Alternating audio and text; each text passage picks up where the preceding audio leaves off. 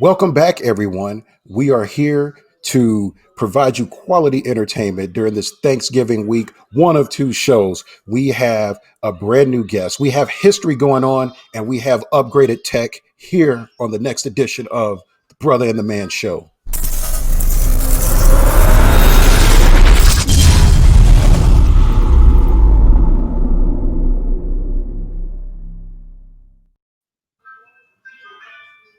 Bask in my glory, boy. How's it going?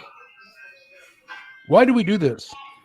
Why do we do what? Because I'm welcoming myself to the show and I'm welcoming you with open arms. I'm giving you a virtual hug when I hold my arms out. How are you doing? I'm doing great. How are you? I am doing spectacular. We have upgraded tech. We're going to talk. I guess we'll talk a little tech on the show. I don't know. I don't want to give that away. We got all types of stuff going on. How have you been? It's been a long 2 weeks. We were supposed to record last week and we totally blanked. I mean, I don't know who's responsible for our show, but they clearly suck. You shouldn't look at it that way. I'd welcome all the viewers during this special, not really special, just a regular edition of the Brother and the Man Show. You're going to hear a lot of talk. I'm in a different area, but I'm okay with that because everybody is off. We are enjoying our things. Well, I was kind of off, but I'm not going to talk about that. We're not going to go there. But hey, love my company. But you know, you don't. But I used to work for them. I know exactly how you feel about your company. Only on Wednesday, just only for on a little Wednesday, bit. Yeah. Only on Wednesday, I only got a little bit. But anyway, we got a lot going on the show. We do. It's a good show, I think. It's a great we have a show. quality guest, and we also have another guest. We got history being made on this show. We do, and we have history being made outside of the show, and we're going to talk about that as well. But I guess we should bring these people in, and they're sitting in the green room, and I'm getting dirty looks from one of them. So we'll bring in the one that everybody recognizes. This is, we'll just put him on the screen. This is Weffy. I've known him since he was 2. He's my best friend's little brother. He's been on the show enough. He needs no introduction. I'm part of his family. He's part of my family by extension.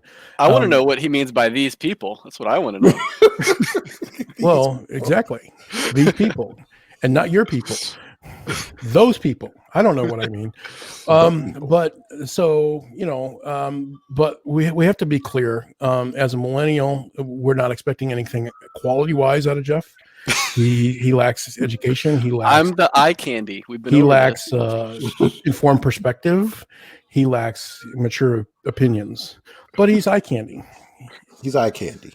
And then we have another guest. You're looking good, Jeff. Would you like to introduce the other guest, or do you want me to introduce the other guest? Have at it, buddy. I have a good intro. We are making history on this edition of the Brother and the Man Show as we are having our second female guest in the history of the show, with Jeff being the first. No, I'm just kidding. I just wanted to do that. Go ahead. You make the intro.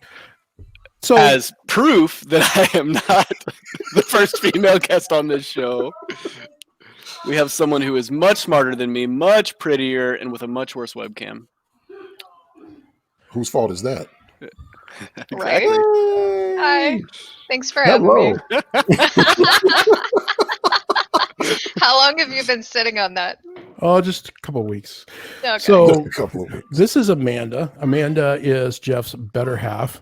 Amanda is Jeff's wife. I've known her almost as long as I've known Jeff. Excuse me. I've known her almost as long as Jeff has known her. But anyway. That just got real awkward.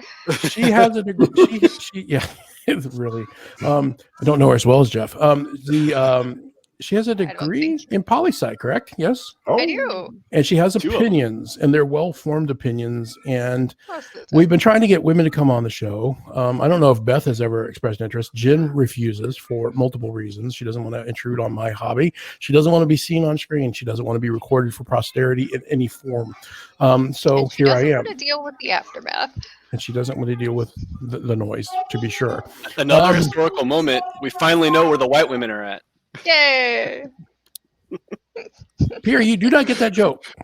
I do get the joke. What's it from? It's from Blazing Saddles. You get the joke. Very good. I've seen the movie. I just don't have it memorized. Well, that's my point. I didn't know if you would get the reference. That's a problem. Of course, I get the. Yeah, I did have another podcast, and that was one of the sound effects Where's on it. the Hello. Captain America? I get that reference. He won't come on the show. So we're going No. to talk about some politics, which Amanda has expertise and opinions on. We're going to talk about Star Wars, which Amanda has expertise and opinion on. We may talk a bit about technology, which, contrary to stereotypes, Amanda has expertise and opinions on. And Jeff is going to look like eye candy, but he wanted to make sure that we didn't cross any Star Wars lines, so he insisted on being alone. He also the only reason I'm here. He also said he couldn't leave his woman alone. That he was concerned that she wouldn't be able to do the job. He needed to supervise. Those are his words, not mine. Of course. Okay. Well, listen, if I'm going to let her out of the cage, I got to be here to supervise. Right. There we go. I got the leash on. We're good. You look like you trying to sleep near those candles tonight. I may have a couple puncture wounds the next time we do this. And my understanding was you were able to keep her from voting. That's Yes. fine. I just got a new home theater system. He can do what he wants. All right. This is being So recorded. what's the standard question before we get started, Pierre? Oh, The standard question is, what are we drinking tonight? Oh. So Well, okay. So we know that I've broken some stereotypes here. Pierre, what am I drinking tonight? So Ripple. no. I'm gonna guess you're drinking aviation. No. No, she doesn't like gin. No. Gin is Okay. not my thing. Okay. Aviation is much better than all of the other gins, but Mhm. Then not my other guess is you're drinking Gentleman Jack. ooh, close. Jameson. Jameson is a Oh. real drink. 2 points. I'm an I official am drinking it Jameson through a whiskey straw though, taster. so you know. Wait, are you drinking it neat? I hear some ice in there. Is it neat or There's you some got it ice mixed with and something? a splash of ginger ale. A splash. Okay, I'll give you that. All right. You drink Jameson neat with a drop What of is water. what is worst half drinking? I was out of everything I like, so I've got some cherry chocolate Baileys in my coffee in a Darth Vader mug. You're Yeah. taking the Star Wars thing serious tonight. Yeah, Yes. You seem like you came ready to fight. We I are always- like an hour Bye, Jeff. over Jeffrey's bedtime. An hour over the same time. Yeah. So he is usually like at least laying in bed with the kids. Well, not with the kids, but after the kids are in bed. So we're pushing Jeffrey here. We're doing good. You got called by your full Oh. first government name, not just That's right. Jeff. You got called Jeffrey. Yep. Usually it's Daddy. Oh, Oh, we got kids. that's not Good. why he's called Daddy. What are you drinking, man? Man, I got to work tomorrow, so I'm sticking with my ginger beer. This dude, you always got an excuse why you Kiss drinking mine. something weak. We're gonna record. We're gonna supposedly record if this guy doesn't bail on us. This guy, we're gonna record a Thanksgiving special live Wednesday, 2 nights from this recording. Probably this goes up on Tuesday, the day before Thanksgiving. We're gonna do a live show, and I will be drinking. I will probably be drinking heavily. So there you are. is your anti-excuse. I do. I'm have not to saying- work. No, I'm you not saying- give me shit. You bust my balls. Fuck you. Because I may be the only one with a real job. You drink weak stuff. That's why I'm busting your balls about it. I drink good stuff. Now I have to admit, this is the first time I knew that you actually had balls. So there. Now, What are you drinking? If you want to go there, so What are you I drinking? decided Munich? I am ditching the celebrity drinks for tonight. I am drinking in honor of this week and everything about Plymouth Rock landing on my people, or sorry, the people landed on Plymouth Rock, whatever it is. I'm having wild turkey, Ooh. rare breed. Full of smallpox. Right. Hey, better than COVID, right? Right. Just a little plague. It's fine. Yeah. Okay. It's just a little plate. We'll be all right. So let's set the Real table. authentic. We are recording. Thank God. Okay, so let's set the table. It is November 23rd of 2020. We had an election 20 days ago, I believe, give or take a day. We voted. It took a while to count the votes. So to be fair, it was an unprecedented vote with COVID going on and the large number of people voting by mail, the large turnout. But it has become very clear that Donald Trump has lost the election, that he's lost specifically Pennsylvania by hundreds of thousands of votes, and yet he won't concede. This is not something that we anticipated when we said mission accomplished 2 weeks ago when we did our last show. And it's disconcerting because why? What's his end game? What is he thinking? Some things have changed literally in the last, 12 hours, where the GSA is now going to go ahead and give him his resources. Michigan has acknowledged his vote. Pennsylvania is supposed to be voting tonight on whether they're going to certify their election results or not, which should seal him in his coffin. And that may have happened already. I don't know. I haven't seen the news as of last hour. But point is, what do we do with this guy? And do we have any concerns? I know Amanda has a specific perspective on this and things that might spin out of this. So we're going to have a general post-election, this shit is still a shit show conversation. It will always be a shit show when politics are involved.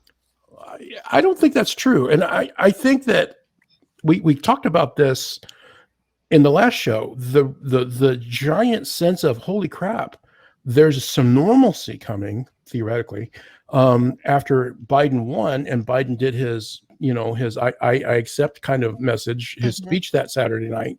And you suddenly realize that there is going to be a day where, at least for a while, Trump is not doing Trump and in control of the entire country. And holy crap, we could have somebody that's doing presidential politics and does it in a presidential way.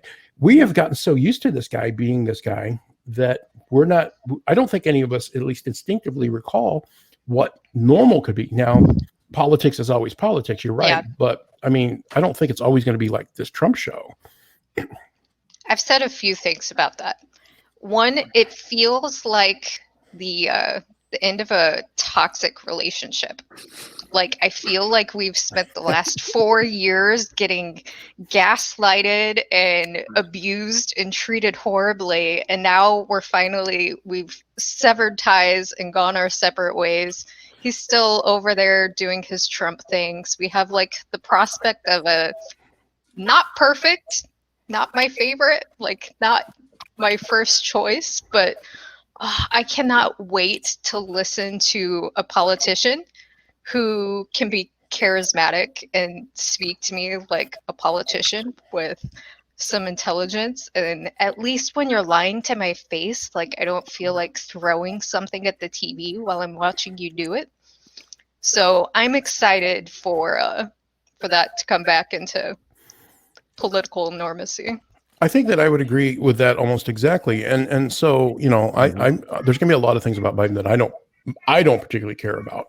One of the things we decided not to talk about tonight is everybody's got an agenda, and my agenda is not going to line up with Biden's in many cases. I don't think never Pierre's will. is. You will never get a politician where you align completely. But and I'm okay with that. I think I have to agree. I'm looking forward to, I don't want to deal with the different stuff that came with this guy because it was like a circus every day. And I'd rather just get back to, hey, we're going to have some policy debates instead. I may or may not agree with something, but I'm not having to debate with, sometimes you're debating with fools about stuff that's like common sense instead of just having like, hey, I don't like that policy Biden did because of this. I look forward to that instead of like, wow, Trump is at it again. He's embarrassed the country. And that's what I'm very concerned about, like our standing on the world stage. When I tell people that, I'm very serious about that. And we are a joke to other countries. And I'm looking forward to getting away from that and restoring our standing in the world. And we can have these policy debates again, whether we agree with what Biden does or whether we don't agree with what he does. We're at least having an adult conversation instead of debating with children is pretty much what we've been doing. I don't think families are going to break up over Biden like they did over Trump, if nothing else. Mm-hmm. So I've said it before with the difference between the two. We're talking politics. Like neither of these people are my favorite people in the world. Right. But whenever I'm talking about Biden and the crap that he's done in the past, it's stuff that he's done through policies. So things that he's voted for or against that have harmed people in one way, shape, or form. It's abstract. Whereas when I talk about the things that Trump's done, It's stuff that he's doing to the people standing right in front of him. And I think that takes a lot more malicious intent than what I've seen from Biden. So let's talk about a specific example, because this is what occurred to me yesterday. COVID is out there. COVID is real. We're counting, in Missouri, for example, 400 out of 100,000 people have COVID. That means one in roughly, if you got 2,000 people in the room, one of them has COVID. And why are we smiling? What did I do? Jeffrey's being Jeffrey. So, so COVID is bad. People are dying. The numbers are up. What are we going to do? The economy is going to take another dive here because people can't go out.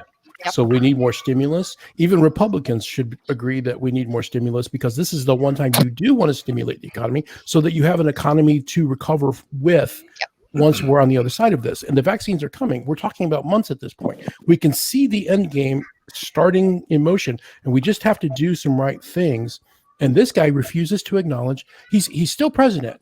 He's not doing anything but playing golf and talking about how he's won on Twitter. And that's his entire scenario. So this guy's...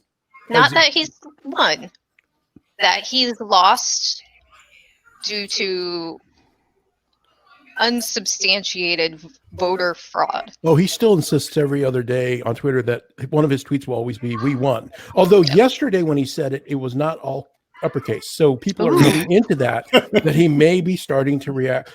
Before it was, we won. Now he's like, we won. I mean, I think he's going to go to his grave saying that. I think he's just going to keep whining and moaning until he leaves office, and he'll never actually concede. He's just going to keep whining and write his book, make his money.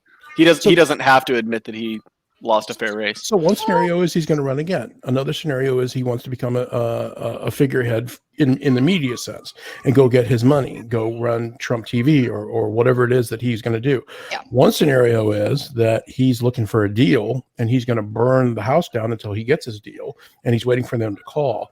Who's the guy that plays the Hulk? Played the Hulk in... Who was shit? I can't think of his name. Pierre played the Hulk in the movie that we liked. Oh, Mark Ruffalo. Ruffalo. Go back. Edward Norton. Edward Norton. He said this yesterday.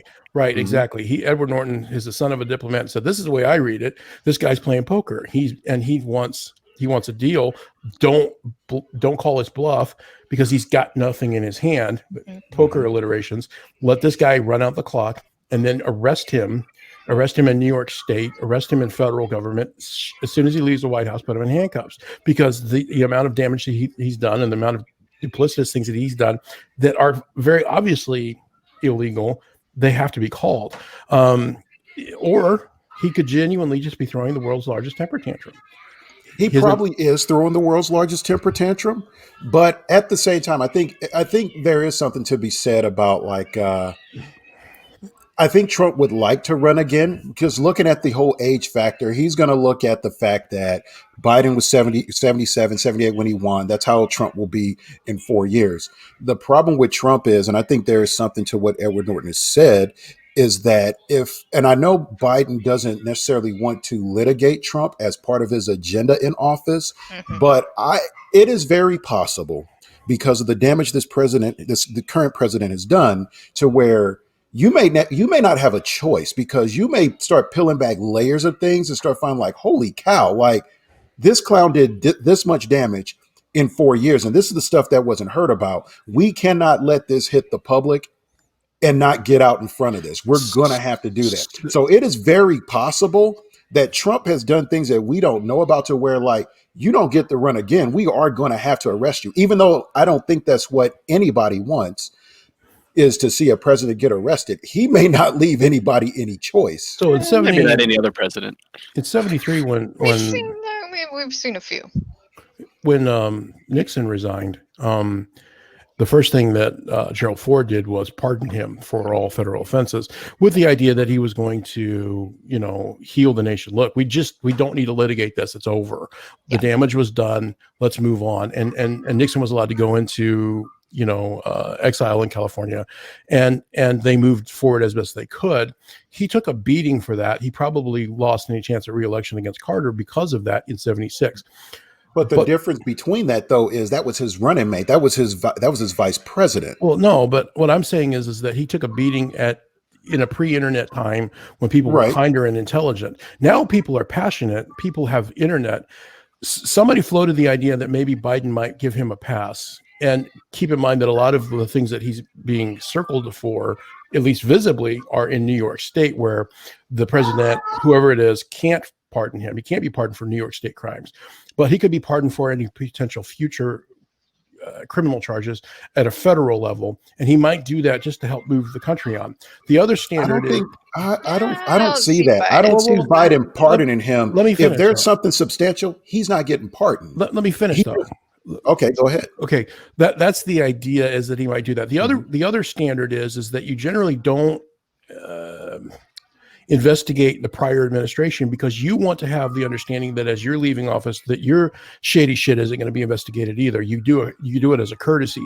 Trump breaks all of those molds and all of those rules, because I think you have a fair point is that somebody, as soon as he's gone, people are going to start looking at everything. And if people are going to start talking. If something comes out, and people who no longer have jobs, people are going to talk.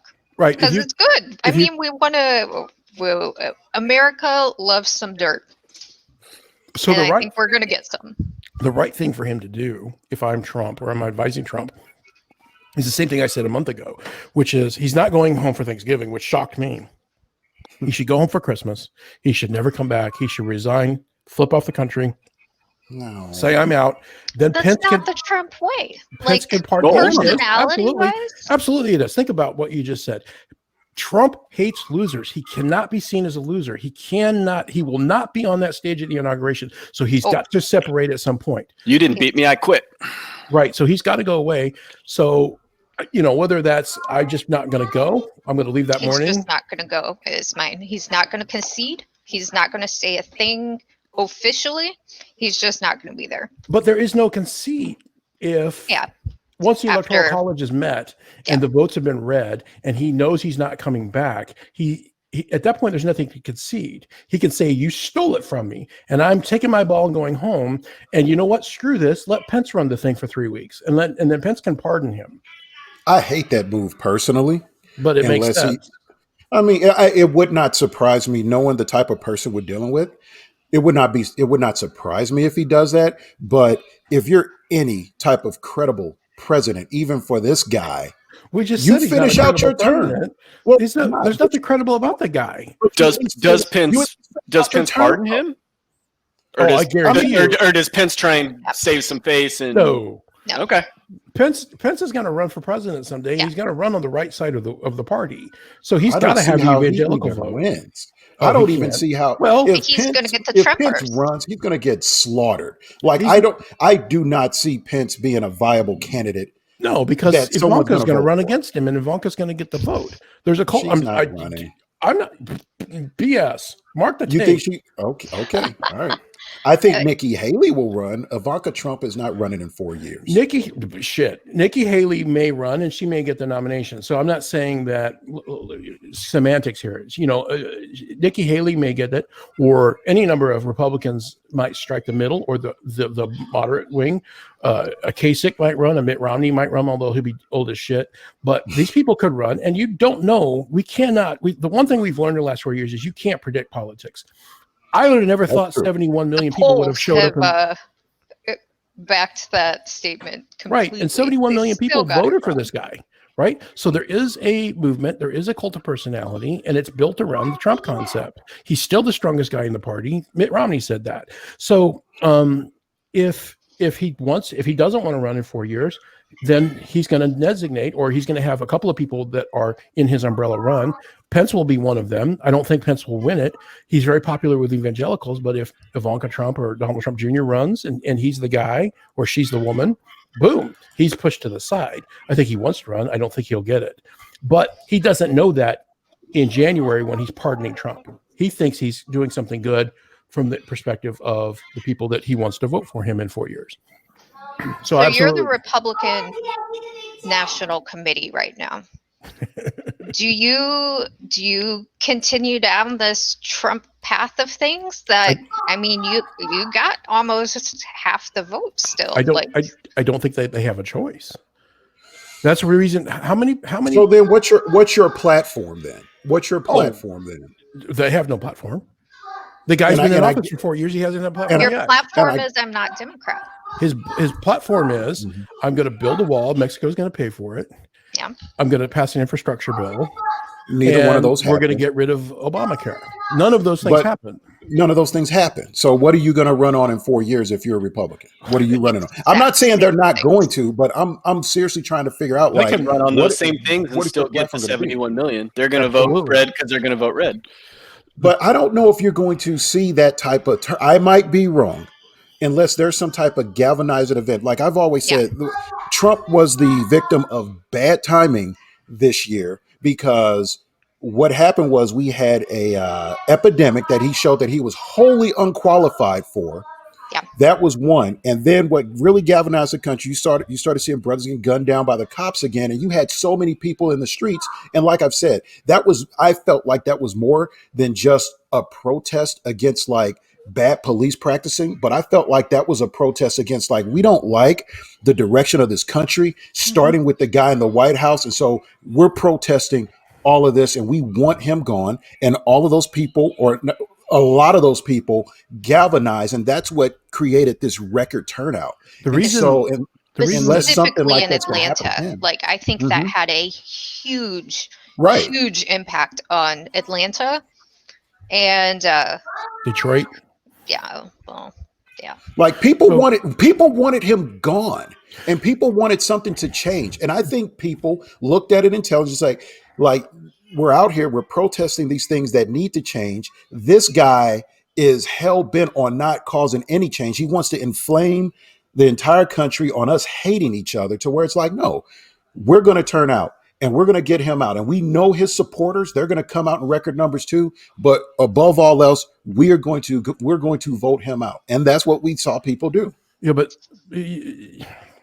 take a step back. Where did Trump come from? Trump is a combination of about 3 or 4 factors. The fact is, if you listen to conservative radio in the mornings on the drive, so there's a guy in St. Louis called Dave Glover, and he's entertaining, and he's a moderate Republican, moderate conservative. And I used to listen to him in the afternoon.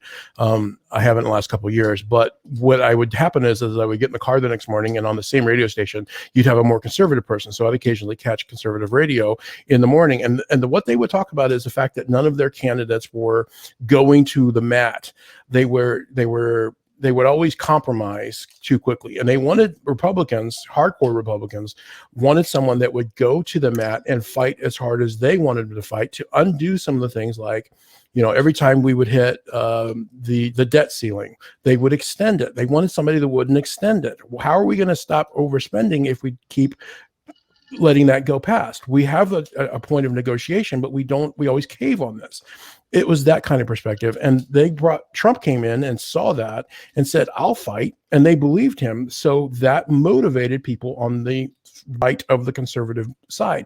Then the press thinks this is great. Trump is a train wreck. He's never getting elected. Let's follow him around. Let's put him on CNN every time he talks. And they gave him all the press he ever wanted until it was too late. And then once it was too late, this is what you've got. Now, he has turned this into a cult of personality. 71 million people voted for him. That's a huge number. There's only 300 million people in the country, 250 maybe that could vote. Cut that in half, and you've got half of that number. I mean, it's nutso. So he and his movement and his perspective, the fact that he got the Supreme Court to be 6-3, people that are pro or anti-abortion, and that's their single voting issue, they're going to defend that. So they're going to go with whoever the most conservative person is. And how does the RNC, scared to death of their own shadow, supposed to start building a moderate coalition? Which is why I want to talk with Amanda about the idea of alternative voting methods, or maybe instant runoff voting, because if there was a third candidate that was somewhere in the middle and I could vote for that person and then vote for the Democrat as my backup plan, we could have a moderate somebody come out of this. And this is that whole Civil War, all of the the people on the left that helped get Biden elected: African Americans, white women, moderate Republicans that are part of the Lincoln debate, young people who want to be Bernie Sanders followers. They all have contradictory agendas. They all want something. They're all screaming on Twitter about why this guy's not right, or that's not right, or you can't do this. God help us. Black people are screaming on Twitter tonight about the idea that Rahm Emanuel might be the Secretary of Transportation, and that's not acceptable. And AOC wants the Lincoln Republicans to give up all of the money they raised because they didn't help get elected, and it should go to more, it's nutso. So you've got a civil war on the left, which means people may not turn out for the next, Democratic presidential nominee, including Biden in the second term. You got people or the on the Senate race in right, Georgia. Right. So I don't know how we could predict what's going to happen in 2 to 4 years. And we don't know what this personality that he has is going to do. We don't know what Biden's going to do. Is he going to be a success? Is he going to be a failure? He's really good about talking a good game, but over his career, he's not really delivered very much. On Iraq, his answer for Iraq was to divide the country up into 3 states. It was the stupidest concept ever, but it was the path of least resistance. If he's a path of least resistance president and he doesn't deliver, or something goes sideways, or he gets sick and has to resign and Kamala Harris becomes a president, we don't know what things are going to look like in 4 years. Is Trump dead? Is Trump perfectly fine? Is he running again? If he runs again, he could easily get reelected because people have short memories. I don't know what Jeff's question was. Do the Republican National Committee? Somebody said that. Do we start building something? It was Pierre. I have no idea how to answer that question. I know that they're afraid of Trump right now, so no one's going to cross his line. If he goes away, then the talking heads come out, and then it's a matter of who wins the pecking order. That's what we had before Trump. How many candidates do we have running against this guy? And they one at a time fell down. They couldn't stand up. They stepped out. Scott Walker said, I don't want to run against him because we got to find anybody to run against him. Rubio tried to go mud on him and lost. It's just, who's going to be the guy to stand up to him? Which, I keep saying it over and over again. I want Mark Cuban to run because you're going to have somebody that's as Trumpian as Trump. Somebody's going to be rich, independent, has a name to run against the guy, or he's going to just suck all the air out of the room.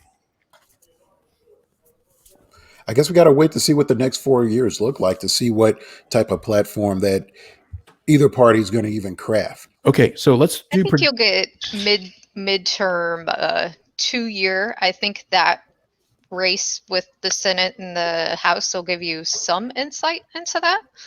It didn't last time. That's true. So this is the first time in modern history that a president is entering into the Oval Office without having Congress be of his party. Likely. We have a double election for senators in Georgia, and it could be that it's 50-50 with Kamala Harris breaking any ties, but it's more than likely he's going to have to deal with a tight Republican hostile Senate, which means his cabinet has to go through their filter. There will be no honeymoon. And well, the House has already gone Democrat, hasn't it? The House is going to stay Democratic. That is correct. But it's tighter than it was before the election. Yeah. So they lost seats. And they didn't gain the seats that they needed to take the Senate. Right now, it's 50-48 with 2 elections outstanding. But with Biden, he has spent his entire career playing politics. He understands the give and take of it. You scratch my back on this, and I'll give you that. He's really good at that game. Yep. And if he has a hostile Senate, that actually buys him some cover, because what he can do is he can back channel he's good friends, or has been good friends with Mitch McConnell. Mitch McConnell's as good as anybody at that game. I hate the guy, but you got to give props. He's played the game. And so you back channel with Mitch McConnell and you say, okay, what can we get done? You go back and forth a little bit for the sake of cameras. You then come to a compromise at the 11th hour. Okay, we stayed late. This is a compromise. You got a little bit. I got a lot of bit. We're going to move forward. And then when people give him crap, he goes, well, I got the Senate I have to deal with, so I had to give a little bit. And he doesn't really have to try that hard. If he wants to achieve this, he can live with this, because he had to balance it with the other side, and that gives him an excuse to do so, at least in the first 2 years. And Nancy Pelosi will be the Speaker of the House, so she's going to do whatever the hell he says. So I think it'll be a calmer government. I just don't know how effective it will be, but we'll see. I think people that have an outlier agenda, like young people, African Americans, the extreme conservative right, may not be happy because they're not going to get a whole lot. And to be fair, Biden's not this extreme leftist that Trump has made him out to be. No, not at all. There are people on the left who are real angry about this because they know they're not going to get those socialist policies that they've been trying to push for, because Biden's not a socialist. He's not going to go that route. No, he said. And I would be okay with that too. Like, just for me, and I think we've talked about the show a little bit. Bernie Sanders just was not going to work out for someone like. Look at Jeff. It wasn't going to. No, it wasn't going to work. I was not a Bernie bro this time. You were not. No, he wasn't. Two elections ago, yeah. But this last time, I was very anti. I was Joe was who I voted for in the primary, Amy. And then Klobuchar was my backup. But once it was pretty clear she was out of it, I was all Joe. All Joe. All Joe. Did you vote in the Democratic I'm Party out of Joe. in the state of Illinois? Wow. Yep. I didn't. Illinois, you can swap. So I can show up to. Really? You can play both ways in Illinois. Well, that so makes you can. Jeff happy. We all know how Jeffrey loves playing both sides. Mm-hmm. So you can show up and say, "Hey, give me a Democratic ballot," and here you go. And the next election, hey, give me a Republican one. Here you go. So there have been many times where we live in Illinois. The Democrat is pretty much always who it's going to be. So there's been plenty of times where, hey, give me a Republican ballot so I can choose the lesser of the two evils on this side and hopefully go that route. Yes, but you and I always lean Republican. I think is that you're conservative. Fiscally, I'm more conservative than Jeff. Because I have a small business, but at the same time, when I get to big business, like the fact that Amazon can make $12 billion and pay nothing in their federal taxes, and I'm, as a small business, have to write my check for my 30 some odd percent, makes me furious. Yep. So there are certain policies. Just close the tax loopholes is all I want. Like, absolutely. I want all of the businesses just pay your fair share and I'll be happy, but they have better accountants than I can have. So it is what it is. Okay, so let's wrap up politics for now, but let's talk about any predictions between now and, let's say, we're going to do a live show that's going to be no politics on Wednesday, and then we'll probably record something late next week. So do we want to make any predictions for the coming week? Because Trump does not concede. I don't think any turkeys are getting pardoned.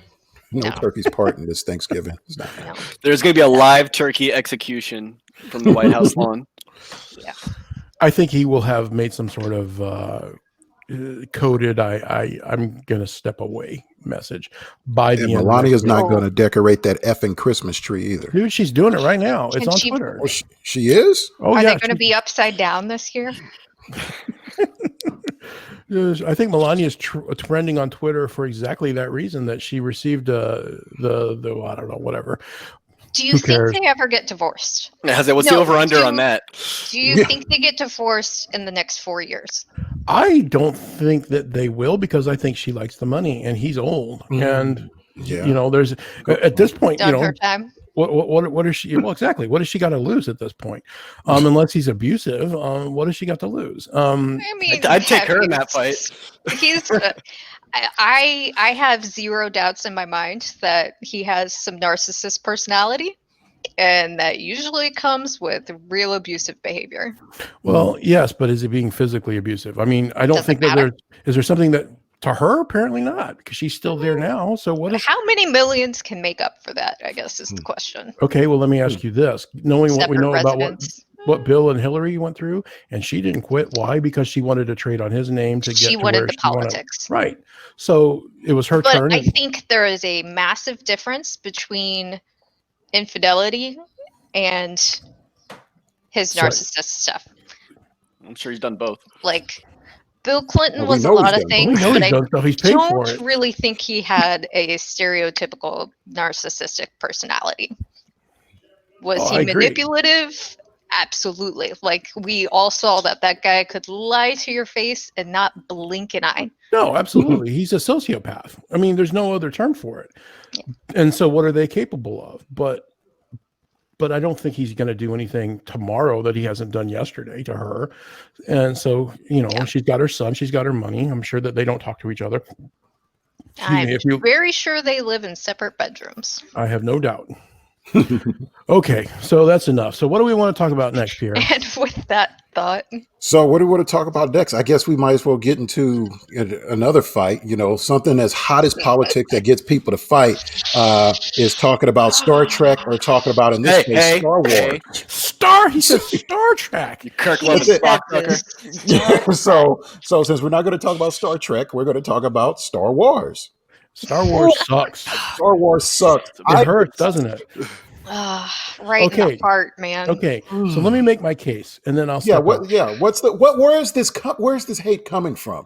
Because you hate on everything. Why are you hating on Star Wars? Okay, I'm the oldest. What is something you said something positive about? What did Baby Yoda ever do to you? Okay, let me set the stage. Jeff, no. Andy, no. Before we begin, Jeff, you've known Andy longer than all of us. You've known him since you were what, 2 years old, right? What have you known Andy to give props to and not hate on and just glow over? Because he's a natural born hater. I mean, Jen, that's really it. Yeah. Morgan. Yeah. Okay. Your entire family? That's all you got.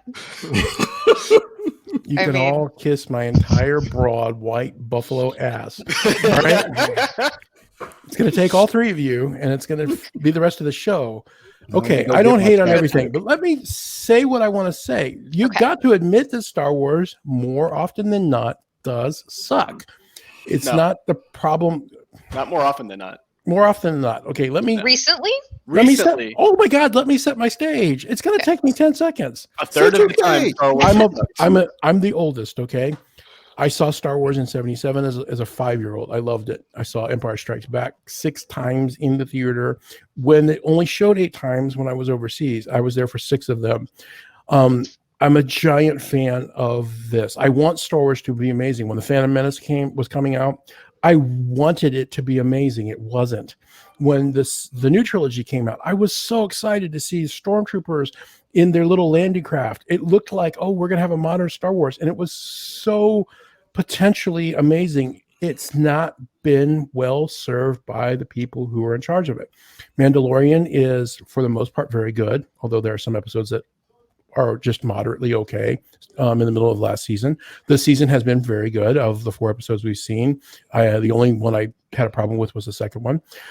I know Jeff and I presume Amanda are big fans of Dave Filoni and his cartoon work, and that's fine. I gave Jeff a lot of grief about the fact that it wasn't canon until it's clearly been roped into being canon. So that has to change your perspective. So taken as a whole, there are some good things about Star Wars, but what they're doing with the movies, with the exception of possibly Rogue One, they just don't know how to deliver a good story. They have this outstanding product, but they don't do anything with it. Jeff, you said they had no plan. Pierre is itching over there. They had no plan. Okay. They did have no plan. You guys tell me why it's wrong, because that's my concern. I just have a question. Yeah. I have a question. When you say it's not, and I'm not revealing what I feel about the movies yet. I'm just asking, and I'm saying this as a writer and a guy that watches so many movies. When you say it was not amazing, what were you looking for, or what would have made it amazing, or what part are you talking about to where it's like, this crap is trash? Let me tell you what's amazing. I'll tell you 2 examples of Star Wars that are amazing. Empire Strikes Back, the plot does not make any sense. The timeline doesn't hold up, but the movie is amazing because there's a story that when you separate the separation of disbelief and you just go with it, it does a really good job of delivering a beginning, a middle, and an end that's compelling and good character development and all of those things. I think that the first movie is even more amazing from a certain perspective because it's so novel. It created an entire genre.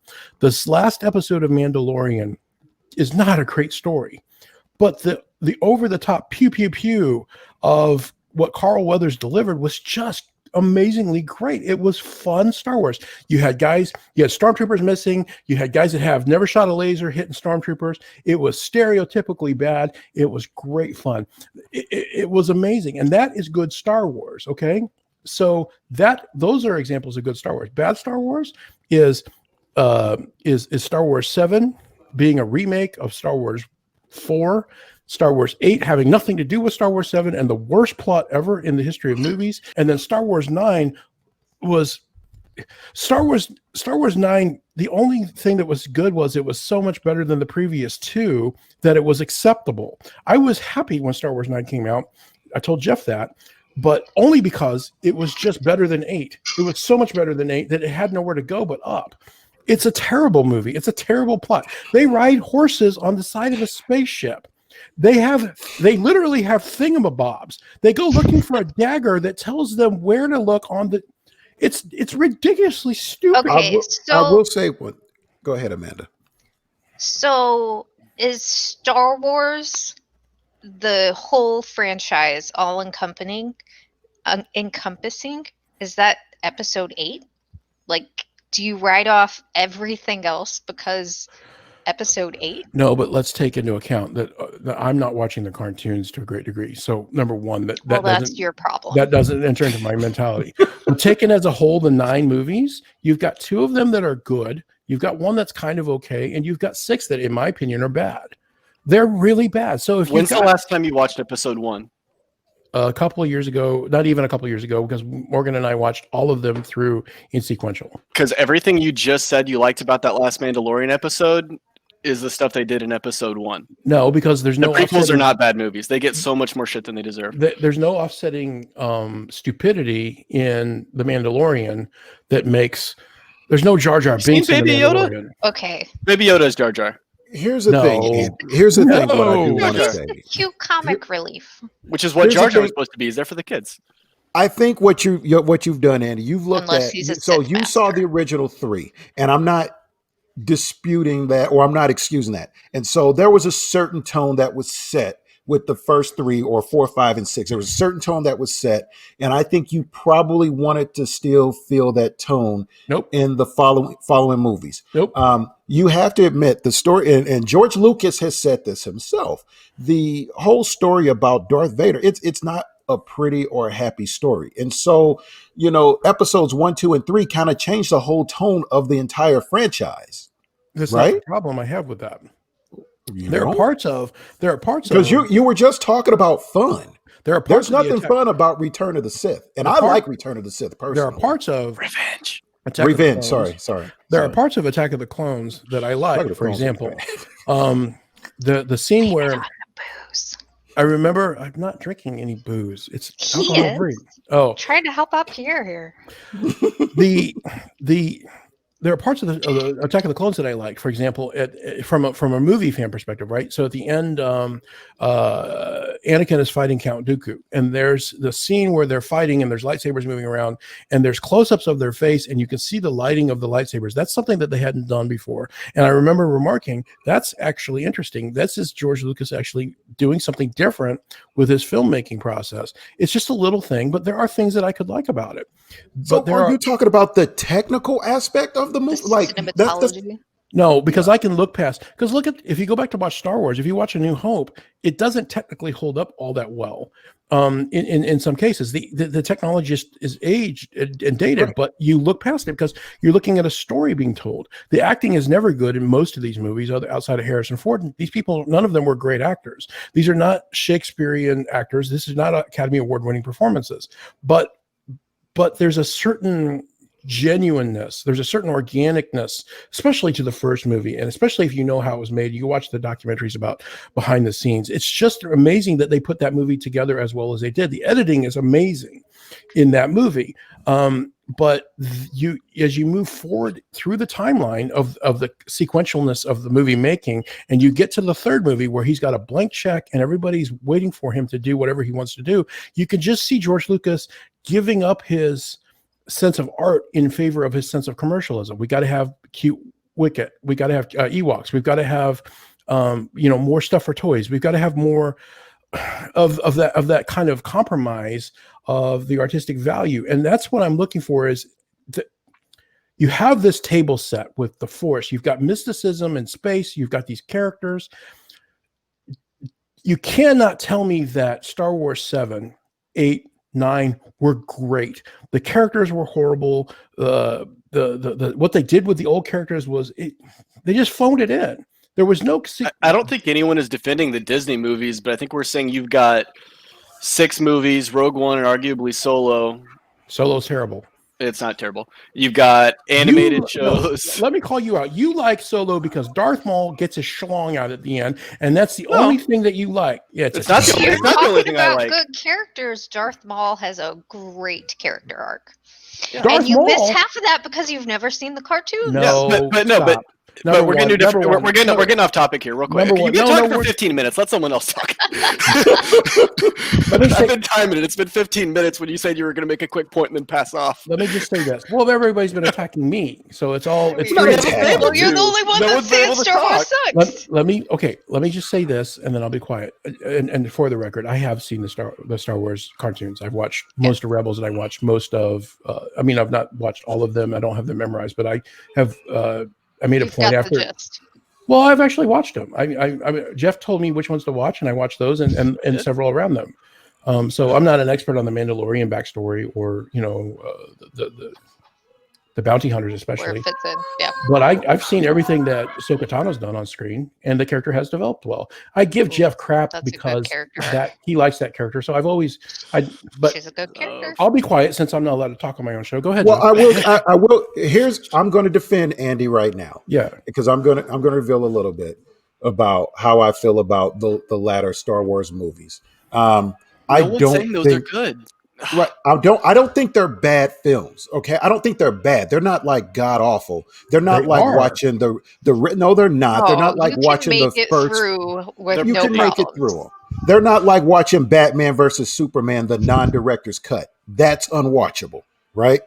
I will say this though, to defend you, Andy, because here's where I thought you were going to go with the Star Wars movies, because I think they jumped the shark, a term that you love using. Yes. I think they jumped the shark, especially, spoiler alert, with episode number 9, the whole thing with Rey being a Palpatine. It's like, I felt that was just so far out of nowhere just to add some type of shock. Set. Every movie that changed who she was going to be because they had no plan. Mm-hmm. But we're getting so far off the main point here. Yeah, the point was that outside of the original trilogy, basically Star Wars sucks. I will give you that the Disney movie. Well, that was what most of your rant was about. But anyway, I will give you that the Disney stuff for the most part is bad. Well, 7, 8, 9 specifically, I don't enjoy them. But there is so much Star Wars outside of those 3 movies to say that all of Star Wars sucks because of just that. I think is outrageous because there's just so much out there. Outrageous. I mean, and not even getting into the books and that kind of stuff. There is this huge universe that to say it sucks because Disney shit the bed on 3 movies, I think is just crazy. Okay, well, let's take a different approach and let me define how my concern about how it sucks. It sucks is a trigger word. You obviously have been 7, 8, 9 do suck. I'm saying they suck, but they're not that bad. But that's not the majority of Star Wars. Is my point. Okay, let's go back. Let's go back to. It could have been better. Right. It's not that they suck. It could have been better. It could have been way better. And Pierre, you're a scriptwriter, okay? Look at it from the perspective of what little bit of thing. If you did 2 or 3 things in a given movie and you could make them so much better, and they don't bother to do that. So, for example, we'll go back to I don't even remember which one it was, but I think it was what's the third one called? Christ, Attack of the Clones, and then Revenge of the Sith. Is that the episode where R2-D2 suddenly can fly? Right? And yeah, the beginning of that movie. I don't know if he does it. He does it in Attack of the Clones. He does it in the second one. In the middle, where they're on a conveyor belt, and they decide they need a CGI action sequence, and R2-D2 has to be more powerful than he was before. So let's have R2-D2 now fly.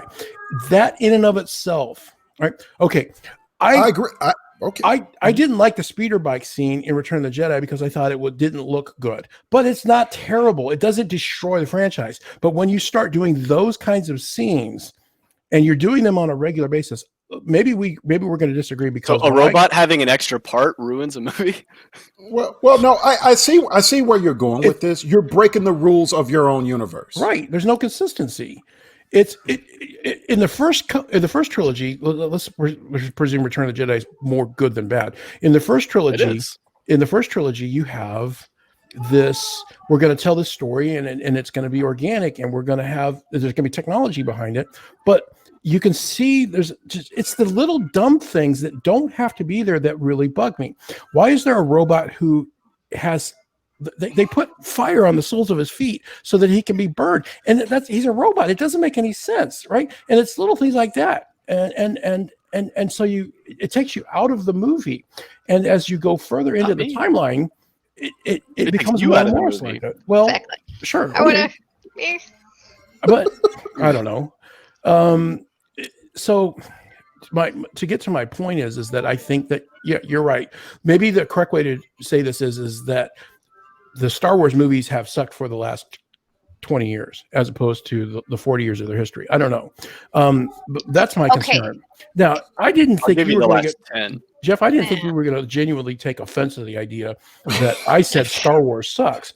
Okay. I'm not. I just got to take the other side of it. And I'd like a chance to talk. Okay. I want my chance to talk. Well, good. Talk. Okay. So a while ago, Andy mentioned the commercialism of the Star Wars franchise and mentioned specifically the Ewoks and the cute fuzzy things and Jar Jar Binks with his catchy, stupid phrases and all of those things. But when I go back to my first... when I think of my childhood Star Wars, like I think of the Ewoks and the fuzzy things. That's what brought me in as, 8-9-year-old Amanda, little kid. I got brought in by those cute little things. And now I'm sitting here watching The Mandalorian with my kids, and Lily is changing her Disney character to Baby Yoda. And Baby Yoda is why she has to watch Mandalorian every week, because she has to see whatever happens to, oh, he's so cute. And then he got shocked with the red and the blue wire, and she was really concerned. And Baby Yoda is what her hook was. And Ewoks are what my hook was. And I took that and I went and started playing the Star Wars card game with my brother. And I built an Ewok deck and I won with it. And it was the greatest thing ever. And that was like my building on the franchise. That's what got me into all of the other things that Star Wars is. Like, you're saying it's 7, 8, 9 suck. And that's not what Star Wars is. It is all of the other things that makes the franchise Star Wars. Okay. It's a generational thing. So Andy had 4, 5, 6, which made him not like 1, 2, 3 because they were different. I grew up more with, I'd seen 4, 5, 6 before they came out, obviously, but I was the perfect age range for 1, 2, and 3 when they came out. I saw them in the movie theater probably 9 times. When I was 15, I left a Breaking Benjamin concert early to drive an hour back home to go to the midnight release of episode 3. So stop, pause. The prequels were my Star Wars. That's the thing. They were. You left a Breaking Benjamin concert. Well, why were you even there? Because it was Southern Missouri. What else am I supposed to do when I'm 15? But anyway, so like the prequels were my Star Wars, and now 7, 8, 9, I can't stand them. But the generation behind me, that's their Star Wars, and they're going to war for it. Star Wars is a generational thing, and we may not like it. Usually, the people from the previous generation don't like the new one that comes out. It's been that way for 3 generations in a row now. But, we asked Lily to name our robot vacuum. I asked her what a good robot name was, and she said BB-8. Okay. Here's where your logic falls down, both of you, okay? And it's not a hostile. He always says this, and it's never the case. Go ahead. And Pierre, feel free to contradict me or back me up, because you're the one with the perspective of behind the scenes, okay? Right. Here, the difference is that if it was a generational thing, what you're kind of alluding to is if it's not kind of like Star Wars or Empire Strikes Back, I'm not going to like it. And it's just not the case. I thought that Rogue One was fine, and Rogue One doesn't have Rogue One else. that is episode 4. No, it absolutely it's is. really it's not. I mean, It has some. It literally runs literally right there. Okay, Yeah, it's so right into it. It does. okay, so Literally right there. let's put that aside though. So there were parts of episode 7 that I could have liked. I really liked episode 7 for the first 10 minutes. It was a remake of 4. Okay, can we also? I mean, It's a funny point, if not a fair one. I am okay. but they with, also had major director changes in can we all 7 agree that and 8, 9. from And our Rogue One. perspective that 7, 8, and 9 could There was- have been done much more. I think if they in a had much better the way. same executive, They should have all had of the one people- showrunner, one overarching plot. They should Here's have maybe done. here's what the issue is. Here's what the issue is. You're right on that is one, Andy. where I see where everyone is coming from on this.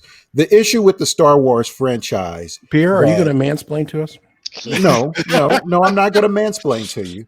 The issue with the Star Wars franchise is that the first movies we saw started in the middle of the story arc. And so they established rules that you probably expected the prequels and the sequels to follow. Had it started from the very beginning, where episode 1 and you saw the whole Yeah. transformation of Anakin, I don't think you would see this type of debate amongst folks. But because it actually starts in the middle, for whatever reason that is, I think that's what causes a lot of the issues with Star Wars, with saying, well, this didn't quite deliver how I wanted. This could have been better. This kind of broke this rule. Where did this power come from with R2-D2? Because that's a legitimate point that you're making right there with that, Andy, because it's like, okay, I didn't see that in 4, 5, and 6, and I would think that would be a power that he had. Maybe they broke added this in episode 2, like, maybe the son you mentioned or what have you. So I get the different perspectives about the franchise. Like, I don't hate any of the movies. Like, I just felt like there were some things that could have been done better, but they're not unwatchable. And I don't hate them. And even with the sequels, the sequels, I was really looking forward to those. I don't think there's one that I've looked at to where it's like, God, I cannot look Never at this watched, yeah. movie. Yeah. Okay. I don't have that type I wish of, there was more yeah. continuity. Like, Mhm. I wish they had developed some characters that they introduced. Exactly. Mhm. And I think they could have done that better. But I acknowledge that was because had no of plan. changes that they had. And Mhm. I was people really looking disagreed for. with where it was supposed to go. And I was really looking for something dynamic with Rey, because I thought they set up something perfect in, what was it, The Last Jedi, where she's in the little area and she sees all these different reflections of herself. Yeah. I was expecting something dynamite on that in the following episode. And that I do admit, and that's just from a storytelling standpoint, and that is switching directors and trying to get rid of the stench of Rian Johnson, which I didn't dislike what he did personally. And I felt they dropped the ball there, because I wanted something more dynamic. Was she a badass clone of Leia? What the hell was she? I felt kind of cheap. And when they was like, "You're a Palpatine," I'm like, Palpatine is like 3,000 years old. And Like, it's wait come a out second. since then. They didn't know who she was. They had no plan. They They said, went on. okay, you get a movie. You don't want to do 8. Okay, fine. We'll give this guy 8, and then you can come back in for 9 and try. Like there was Okay. literally not a plan. Daisy Ridley said every movie it changed who her lineage was depending on the day. It changed 2 to 3 times filming The Last Jedi, because they had to try and fix everything that 8 messed up. Okay. so do you think there's ever a way where they go a cartoon route, or they squeeze another movie in and they retcon all of this? Nope. And It's not worth the money. I don't know how you would do They can time jump, move on, not make it a Skywalker movie, and just not talk about it anymore, and problem solved. They're gonna just create more fires if they try and retcon anything. It's not worth the trouble. Okay, so let's agree on what we can agree on. We agree that Disney has mismanaged 7, 8, 9. And there are parts of 7, 8, 9 that are good movies. I mean, that they look better. They just are badly plotted. And we agree that for the most part, 1, 2, and 3 are good. They're the original. They set the standard. They set the tone. 4, 5, 6. 4, 5, 6? Well, yes, 4, 5, 6. 77, 80, and 82. I thought you were about to say the 83. prequels were good. I was going to pass out. But I'm not the only one. But I've said this to Pierre. Jar Jar has gotten a lot of crap. I've said this to Pierre for a long time, and I stand by this, and it's not a hostile thing. The guy, he defined part of my childhood and the generations that have come after me. But I don't think that George Lucas is a good director. I think he's a visionary. But if you take the list of his movies, they're not, for the most part, they're not great that he's directed. They're not great movies. I don't think he ever claimed to be a good director. I mean, yeah, I'll give you that. He's not. He's faster, more energy. That's all he ever says. But let me follow that through though, because he directed the prequels, didn't he? Hayden Christensen is not a great actor. So you've got some. Good in Jumper. He is supposed to be angsty. Like, you look at every Sith they're all whiny, angsty teenagers. George Lucas isn't a good director, but he's a great storyteller, and that's what I'm in Star Wars for. It could be the most horribly acted movie ever, but if I get a good story, then I'm fine with it. I don't think that's on Hayden Christensen. I think that is the way he was told to portray the character that he portrayed. Well, the bad actor delivered a bad performance as directed by the bad. Quite honestly, you know what I would have preferred to see, and like I said, I liked Revenge of the Sith because it told the story. You know, it my got favorite there. Star Wars movie. You know, I liked it, but I'm a fan of movies, and I'm a fan of, if you're going to have a franchise, tell the entire story. I would have liked to see them do 4 prequels in that area to kind of tell the story of Darth Vader, Anakin actually becoming Darth Vader. I would have preferred to see that be 2 movies. Watch Clone instead Wars. of just one. It's out there. Watch Clone Wars. Okay. That's what Clone Wars is. There's 6 seasons of it. So Andy, now. Yeah. Andy, your problem with Hayden Christensen, do you have the same problem with Adam Driver? Mark Hamill, for that matter. I thought Adam Driver was kind of one-dimensional. I didn't think he was great, but I mean. So do you think that's the actors in each case, or do you think it's the portrayal of? No, I get what you're going. You're saying that. I mean, you said it earlier. You're saying that they're Sith. They're supposed to be one-dimensional. They're just supposed to be angry and passionate, and they don't have a lot of nuance to them. They hate sand. And they hate sand. Well, but that. So let's go back to Phantom Menace. Jeff, you said that why does Phantom Menace sucks? It's underrated. Okay. There are parts of the Phantom Menace that I like. I really, really like the Darth Maul portion. The music is good. The duel at the end. It's not sophisticated storytelling, but it works really well. It sets the stage. You're also following like he was an 8-year-old kid in that. Like, I'm not talking about Anakin. I'm talking about Darth Maul versus Obi-Wan Kenobi and Qui-Gon or whatever his name is. Are we talking about the movies, or are you just talking about that part? I'm talking about that part of the movie. Okay. That portion of the movie was really, I thought, good movie telling. But there are other parts that are they're silly almost for the sake of being silly. Or at least that's the way I take them. Do all those involve an 8-year-old boy? No, because there's the battle on the plains with Jar Jar. I watched that a couple of months ago. When Morgan and I were fighting over Disney Plus, and I'm like, I'm going to put this on. No, I'm going to put this on, and I put that on because she hates that movie, by the way. And that she does. She's yours. Plain dumb. And okay, so here's my concern. I think that the franchise has not been well served by Disney. Disney has a golden goose. They paid a fortune for her, and they didn't even bother to try to figure out how to do this reasonably well. The good news is, how long have they had it? How long have they had it? They've had it for 6 or 7 years. They had just gotten it a couple of years later is when they filmed The Force Awakens. Yeah, but Amanda, you can't give them shade on that. They paid $4 million for this, and then immediately announced they were going to make millions. I can tell from this conversation they were going to make more movies. They got to have a plan, and they didn't. I can check it out from this conversation. I can tell Jeff likes the original prequels 1, 2, and 3, right? And 1 through 6. 1 through 6. Really, so I'm going to come to Jeff. I'm going to come to Jeff's defense on the Phantom Menace, and this is from a movie making standpoint.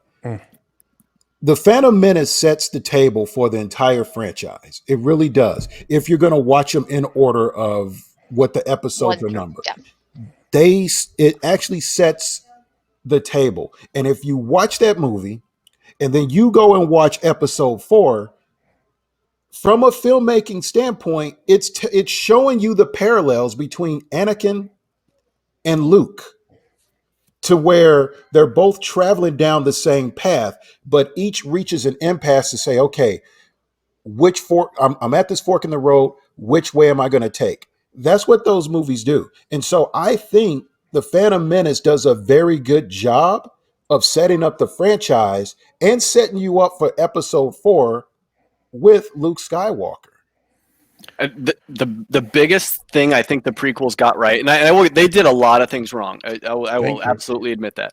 But the biggest thing they got right was showing the mistakes that Obi-Wan made. Mm-hmm. Because then in 4, when you see how he treats Luke, it is the polar opposite of him and Anakin's relationship, and Luke ends up going the right way with it. And again, a lot of that is there's a lot of Clone Wars stuff in there too with that, but that is the main thing I think they got right, because there is such a huge difference in the way, and Yoda too treats Anakin like they clearly learned their lesson. If we want to talk about parallels, let's talk about Revenge of the Sith. Okay, so I had not watched the Clone Wars. I don't know that. I'm pretty sure the Clone Wars were in part out before Revenge of the Sith came out. When General Grievous comes on the screen, I think that's amazing. I love General Grievous. It's an amazing piece. He works. He looks good. I think it's an interesting character. It doesn't make any sense, but it's very interesting. I like General Grievous. I thought that there was certain goofiness, but for the most part, the movie's okay. But there are a lot of things that don't make sense from the plot perspective. Why was Anakin not more aggressive? I'm not going to be able to phrase this well. What do you mean? Yeah. Well, for example, if Anakin Skywalker is on the dark side, he's going to be brutal. And this is going to be exactly contradictory to what Amanda is saying is a good thing. There's got to be a hook for the kids. I get that. So I'm not suggesting that this has actually happened. But what I wanted, for example, or what I would have liked is for Anakin to actually swing his lightsaber at the younglings. It's inferred that he slaughters them. You cannot show that on screen. George Lucas verbatim says Star Wars is for kids. You can't show that on screen. I'm not saying that you should have seen him hit any of them. He turned on the lightsaber, dude. What were you doing? It's a little thing. You can fill in the mental gaps there. I don't need to see that. Why did he not turn on his wife when he's so angry at her? See, okay, let's talk about strangled her. In a nutshell, how did she die, Jeff? Out of Palpatine killed her. Palpatine killed her. Palpatine killed her. He drains the life out of her to keep Anakin alive. Yep. Is that a Clone Wars thing? And novel thing, but yeah. Okay, so so the movies. That's another thing with the prequels to Clone Wars. She lost her will to live. Yeah, that was died of melancholy. Yeah, so They give you the bones of it. Well, actually, it was in the novelization for episode 3. It was the book of the movie. They give you enough. They give you the bare bone story on the screen, but there's always been extra homework, quote unquote, with Star Wars. Or at least since I've been around. The franchise. Yeah. Pierre's gonna step out for a minute. Uh-oh. His doorbell just rang behind him. Okay, so I guess I was going to ask Pierre for an opinion on this, but we may be going a little long. Is my concerns with the original trilogy and the second trilogy, the original, the prequels and the sequels, is that there is a better version of all of those movies, and I don't think it takes a whole lot of work to make those movies better. In that sense, right? So, how much of that hindsight, though? We have more or less the whole story now. We have the big picture. Again, Jeff was there. I was of this opinion as these movies were coming out. So it's not a hindsight thing. In fact, I'm probably kinder to them in hindsight. Again, because I think that Attack of the Clones is actually fun to watch to a certain degree. There are parts of it that really bug me. That's my least favorite. Parts of it are it doesn't age well technology wise. Parts of it is just bad directing. It's just not well. There's one scene where so all of this boils down to Andy can do it better. No, that's what I'm hearing. I think it comes down to that. Andy can do it better. I think it would boil down to put it. I mean, your point is well taken, but I think it comes down to someone who the people who were in charge could have done better. I think Pierre could have done better.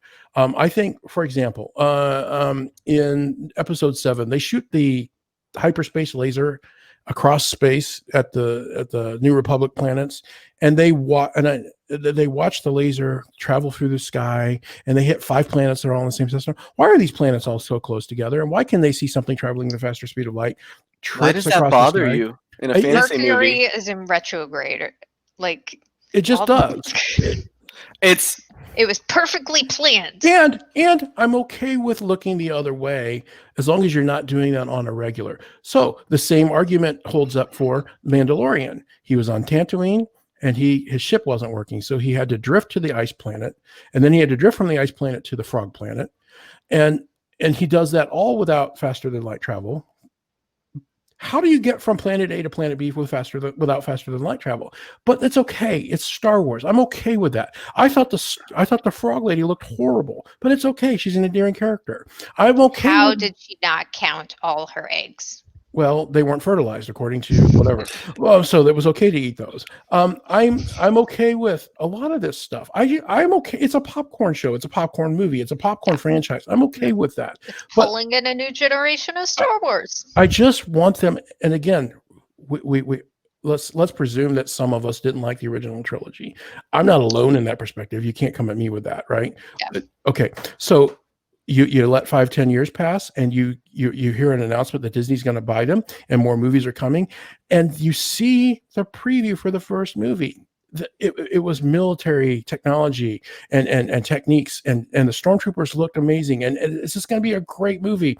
And I liked how it started. I really did. I didn't like the mystery box of, well, who's this guy on the planet? Who is he? I don't like the idea that I have to go read a novel. Jeff says there's always homework. That's a single dumbest argument in favor of anything on the thing.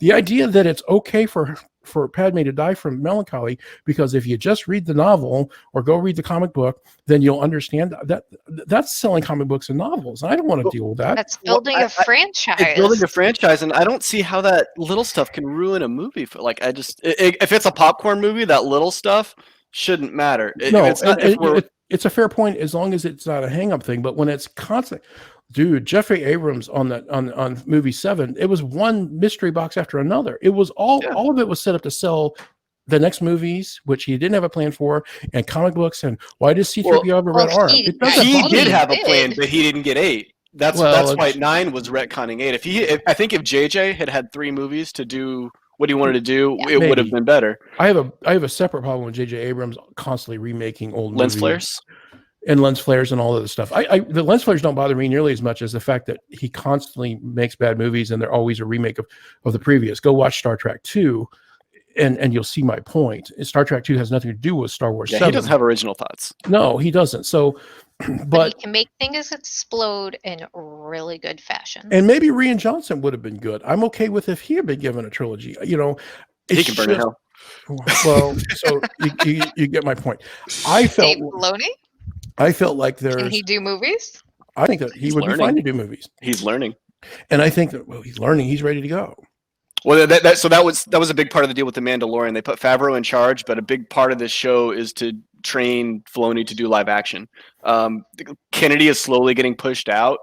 It's Favreau and Filoni are the future of Lucasfilm at this point. Well, Filoni needs to learn to do live action, which is what he's doing in the Mandalorian. Favreau is not perfect, but I am absolutely fine with him running Star Wars. Again, I am not holding them to Oscar-worthy performance standards. I just want the movies to not be silly for the sake of being silly. If there's Amanda, you have a point. And again, I'm not suggesting that I should move to California, but if I can see a better movie while I'm watching it, holy crap, they could have done this better, then there's no reason that movie should not be at least as good as what I imagine it. And I'm not thinking for me, I'm thinking in general as a movie fan. I think everybody has that opinion though. It's like, well, I would have done this. Like everyone with a computer has an opinion. Can you go into a movie the first time and really seriously enjoy it if you're trying to nitpick and Andy doesn't enjoy things. Well, we've established this. I hate when you do that because I enjoy a lot of things. And there are movies that I don't think are perfect that are perfectly enjoyable. I was not a huge fan. I'll give you two examples. I went in a little bit hostile towards Black Panther purely because of the hype that it was forced on it. I thought it was a fine movie. It doesn't hold up well. It's just okay. It's not a great movie. But it's a fine movie. I enjoy it better than I enjoyed The Phantom Menace. And I don't nitpick that. I don't need to nitpick that. But at the same year and in a similar way, I didn't like Wonder Woman. It's because, and it is what it is. I'm allowed to enjoy and not enjoy a movie. I'm not going to nitpick every movie I see. I like more movies I see than I don't. It's just we don't talk about the ones that I enjoy. Maybe we should talk about, Eddie saw a movie and enjoyed it. Let's do it. Well, you're not invited back anymore, Jeff. We'll have a book club. You're the one that brought up Star Wars. Well, I get real protective. I thought we were going to have a consensus. Let's go back to your original Star Wars. The consensus Wars. that the Disney stuff sucks, I'm totally on board with. That 7, 8, 9, but the prequels is where we get Star Wars. Get apart. Like it's not Star Wars. Star Wars. The first half hour of 7 is. I liked. Okay, right. So the first half hour of Star Wars, he picks up Poe, and they steal up to that point it's pretty good, and they're going to be buddies. Great, I'm on board with a buddy pick. They get in a TIE fighter and there's a rear gun. I don't remember that in any TIE fighters, but who's to say they don't have a new TIE fighter thing? They launch out. Okay, now they're outside of the Death Star, Star Destroyer, whatever it is. It's a Star Destroyer version. And then they have to start, you've got to start taking out the missiles. And suddenly the Star Destroyer doesn't have any capacity to shoot down one fighter. There's no fighters launched. They only have 4 turrets, and these guys blow it up. And then they crash, and Poe's dead, except he's not. He shows up in the third act. At that point, this movie starts to get silly. And it doesn't have to be that way. And yes, I nitpick on this. I nitpick on that. Why was Han Solo able to go through the force field when for 6 movies they never were able to go through force fields? That was so stupid, right? So it's little things like that, and 1 or 2 of those, okay. But when you have them on a regular basis, they're hitting you in the face with stupid things every 5 minutes. At what point does that become Star Wars?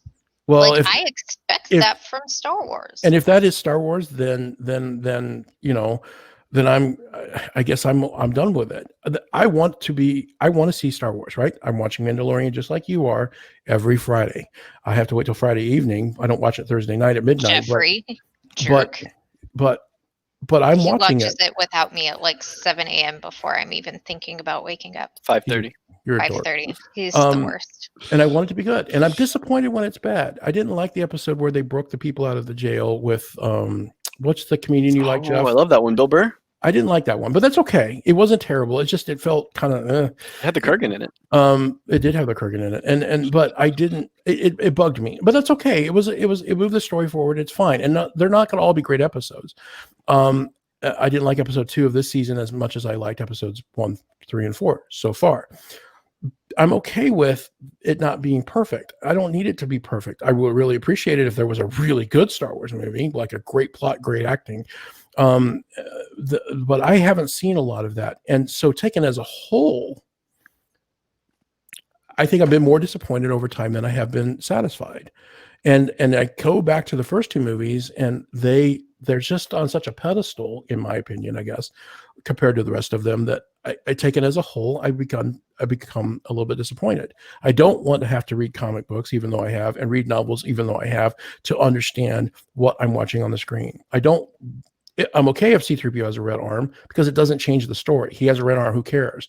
But if at some point I don't know who the characters are, what their motivation is, or what's going on, because I haven't gone and read the novel, the comic book, it bugs me. When they did the Marshal in episode 2 of season 2, episode 1, I didn't know that guy was from a book. I had no idea until Welcome after back the to your fact. show.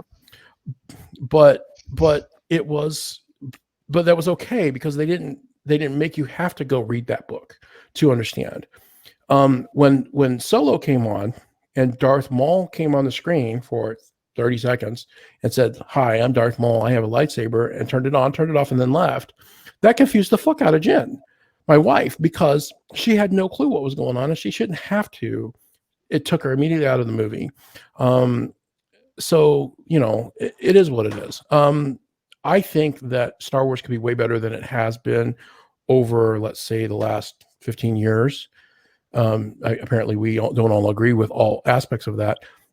I do look forward to it being good going forward. And I think that with Mrs. Kennedy being pushed aside and people like Dave Filoni and J.J. Abrams taking control of the franchise, that we may see some of that. There's good storytelling. The franchise still exists. The stage is still set. And all we need to do is tell some stories. So, and like Jeff said, I've been talking too much. So Pierre, you run the rest of the show. So what did I miss? It was more of the same. Andy hates Star Wars. Andy doesn't hate Star Wars. Andy loves Star Wars. Andy wants a better Star Wars. Andy knows that Star Wars can be better than where it's currently at. Here, this is what I asked while you were gone, and you can answer this shortly. Do you think, having watched The Phantom Menace, any of the other 6 movies, we'll put aside Solo because I think Solo just is a failure as a movie. I don't know what the plot is, so I don't know how you fix the plot. But given Rogue One, episodes 1, 2, and 3, episodes 6, 7, 8, or 9, you're hurting Jeffrey's heart right now. Do you watch that movie and do you watch those movies and go, I think I could do better if, or why did they do this? That's a mistake as a potential screenwriter. I got to be honest, looking at it, being the type of person George Lucas is, and that's his baby. I don't look at that and think I can do better. Like that's his brainchild from beginning to end when it comes to that franchise and the story that he's trying to tell. So I don't feel that way about it, but I will say like I am one of those people that is big on like, hey, the rules of the universe have been broken. These are the rules that have been set forth.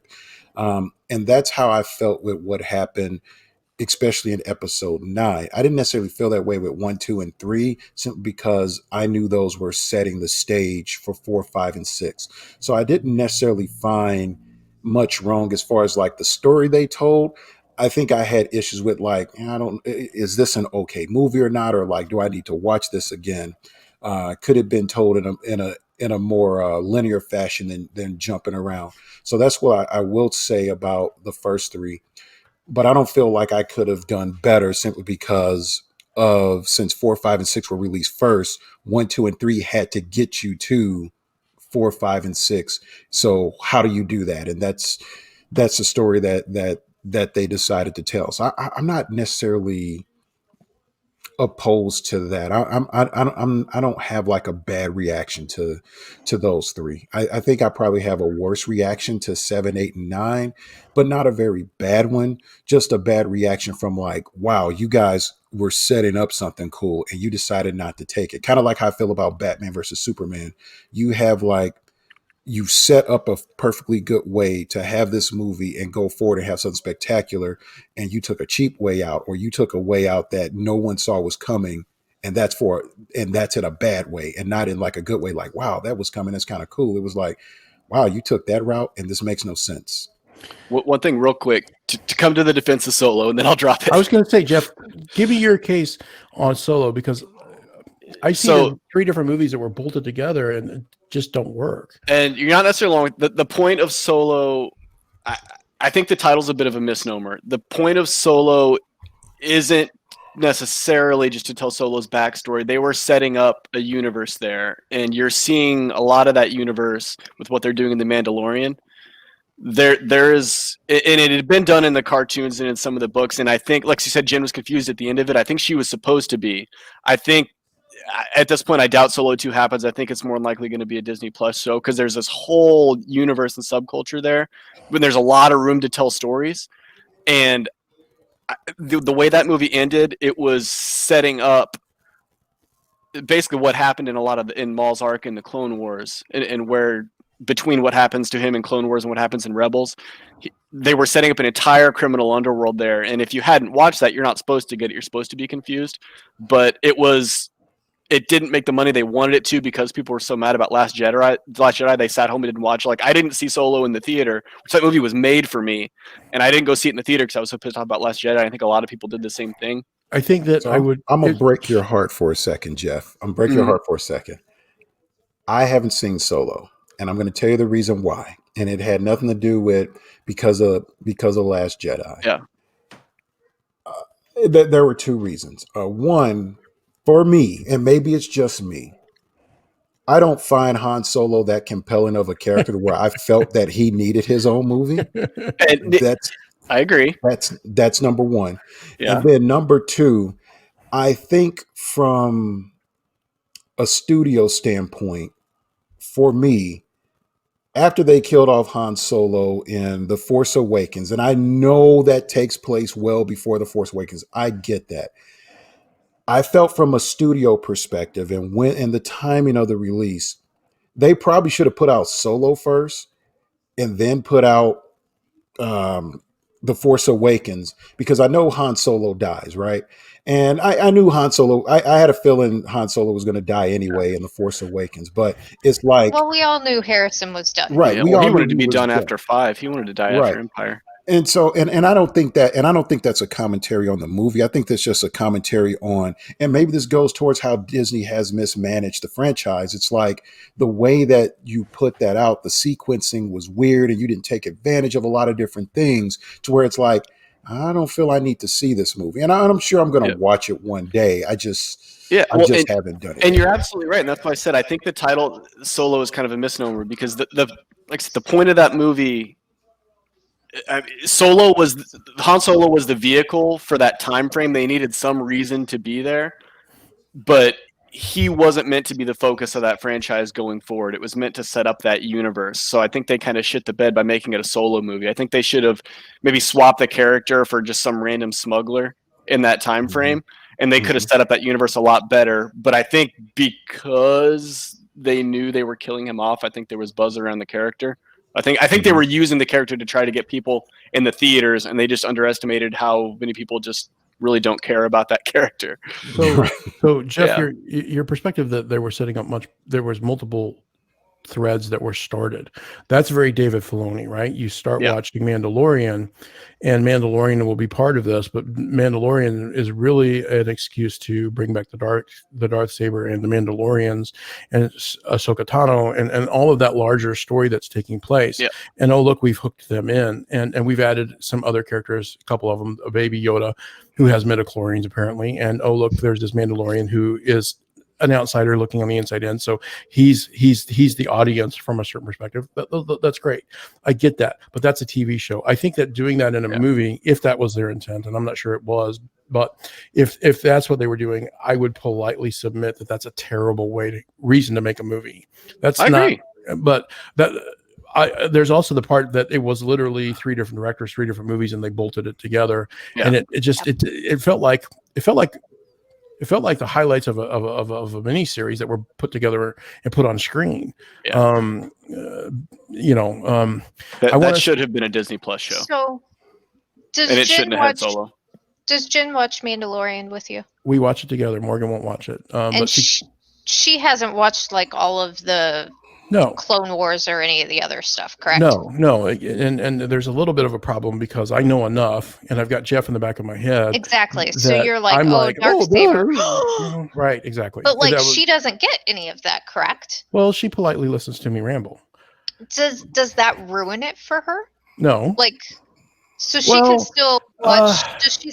No, but I would say I would give it I would say no with an asterisk, because they are being very careful not to shove it down your throat. They're not throwing you in the deep end of the David Filoni universe. They're giving it to you a piece at a time. And I think does she get like the importance of the Mandalorian's helmets whenever they take it off or any of that stuff? No, she didn't get she was not excited. It doesn't understand why the Darksaber is important. Neither does Pierre. Pierre, do you have a clue what we're talking about? I have a clue what you're talking about, but I do have like another example to use, because part of what's being talked about, Mandalorian included, is the Star Wars extended universe, right? The franchise. Franchise. And so there's this extended universe outside of the regular movies. Well, someone like my mother, right, or even my father, they're not going to go Or your and do wife. that dish. No, So my do you wife think would do Dave it, or my Filoni can son bring would it do all it. together for But all we're a of those different people? generation. Can he bring it together for the people who don't have all this outside knowledge, that don't get like, oh my gosh, it's the dark saber, and that's like a huge freaking deal? I'll come right out and say it. The movies are my least favorite part of Star Wars. And I know that's not typical, but Yeah. No, there's nothing wrong with that. And to each their own. I guess maybe. Well, you can flesh it all out a whole lot better when you get an hour for. But also, let's take the multiple perspective seasons. that most people are not going to read the novels. Most people are not going to read the comics. And for them the it's a TV popcorn show, movie. the TV show has not been a thing except for 14 months. So if you go back 14 months in time, all you really had for most people were these movies. And the movies have not been great cinema. Even the ones you like are not great cinema. You got to give me that.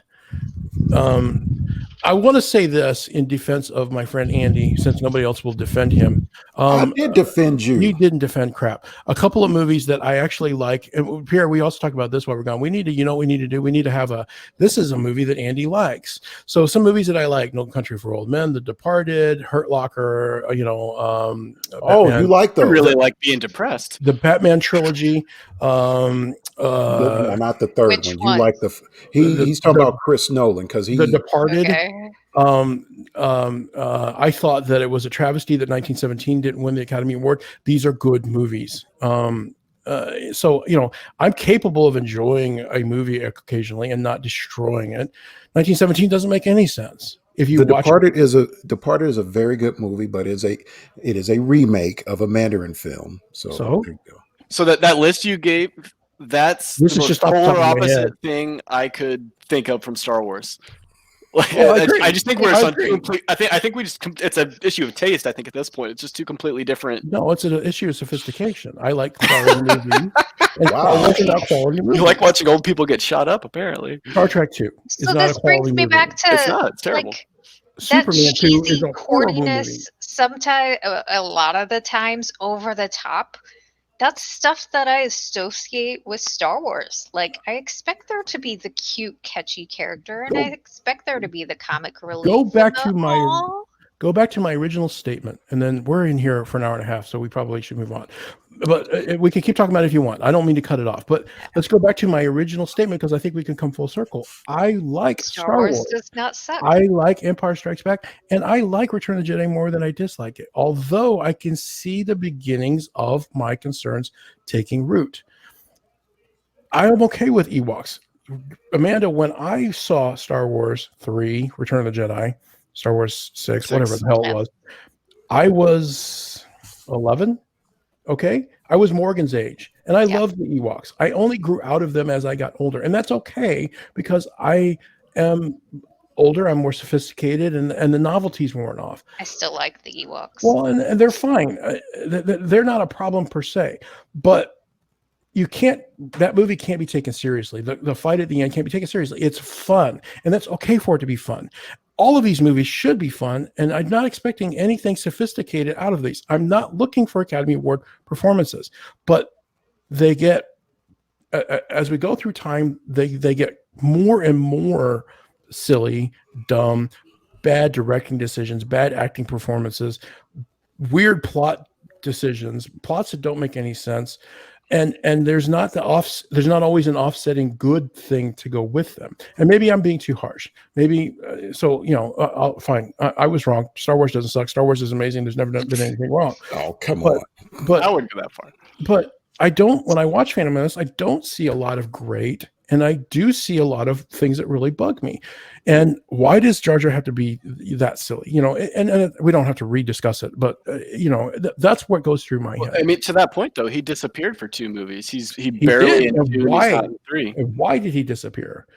Because the movies aged up. No, it's because the first movie was for kids. As they got older, the audience got older, so they aged up the movies. That's why 3 is darker than 2. He I think he disappeared disappeared because there was such a backlash against the character. Yes, a backlash at the time. It's not just Andy. I'm not making this up. Go on the internet. The guy quit acting because of all right the toxic fandom. Well, he's in Attack of the Clones, isn't he? Isn't he in the bar scene of our death? He shows up a little bit. Why do I know his name, but I can't remember the name of the movies? That's weird. Can you think of another franchise that's had to survive as long as Star Wars has? Star That's- Trek. Trek Okay. didn't. Trek disappeared for a long time No, and then got brought back. It comes and goes, but Star Wars did the same thing. But it was never as big. It was never as big. What, Star Trek? No, Yeah. it wasn't. No, it wasn't. Yeah. Not the movies. They were not. No. Not the No, but universe hey, either. we're talking about the Yeah. universe. No, I don't know. The universe was bigger, but the fan base was smaller. Derek, The franchise. Derek, They never Derek. did the franchise. Is with Star Trek West as Ham. big or as important or has the magnitude of Star Wars? You can answer on a future show. And it's right. You're comparing apples to oranges, but they're both fruit, right? They're both a thing. And Star Trek has done some good things. Star Trek 2 is a good movie. Has Star Wrath of Trek Khan. faced the same problems, the continuity issues, the Absolutely. director decisions, Yeah. and stuff that we've Absolutely. seen? And from look, Star and Wars? I mean, look at it now. Look at the amount of the fan base of what Star Trek has done recently compared to 7, 8, and 9. Even 7, 8, and 9 are say they're a worse product than the new Star Trek stuff that's come out, but they're still got a lot more people watching. We're making a lot more money. No, let's not get into a Star Trek versus Star Wars thing. Star Wars is obviously the bigger Well, franchise. You're the but- one that threw it out No, as being you a said- you said- parallel universe He said, is there or any franchise that is franchise. comparable? Well, And that's I- what I was thinking. Pierre is actually said maybe Star it's a Trek. generational, how do you keep it going type thing that we've seen multiple franchises go through. Okay, here's another one. Let's take the X-Men then. Ooh. Because What you about have. They've gone you down the have- toilet too. Yeah. Jeff and I agree on that. Yeah. Those movies are all terrible. No, Alright. X-Men 1 doesn't age well. X-Men 1 doesn't age well. X-Men 2 is kind of okay. There are a Oh, lot we got more. Deadpool. Well, I don't think of Deadpool as part of the X-Men franchise, but I think Deadpool. I said this. I Hey, mean, Pierre, Deadpool doesn't think Pierre, Deadpool's what did I part say of about the X-Men Deadpool 2? franchise. What did I say about the silly, dumbass movie Deadpool 2 that doesn't make any sense? How much did I hate on that? Zero. hated I it. love that Okay. movie. I was gonna have some words. I think the X-Force scene is one of the greatest pieces of cinema I've ever seen, just because of how audacious and hilarious it is. Hmm. I love the X-Force part of Deadpool 2, and I like Deadpool 1. Jen didn't like it, I do. So opinions will change. But I thought Deadpool 2 was amazing. They are teasing Deadpool 3, and I'm super excited about the idea. Oh yeah. And I think that's where we have to end because Andy enjoyed something. No, I just said that I enjoyed movies. I enjoy more movies than I dislike. I hate that you guys give me this crap.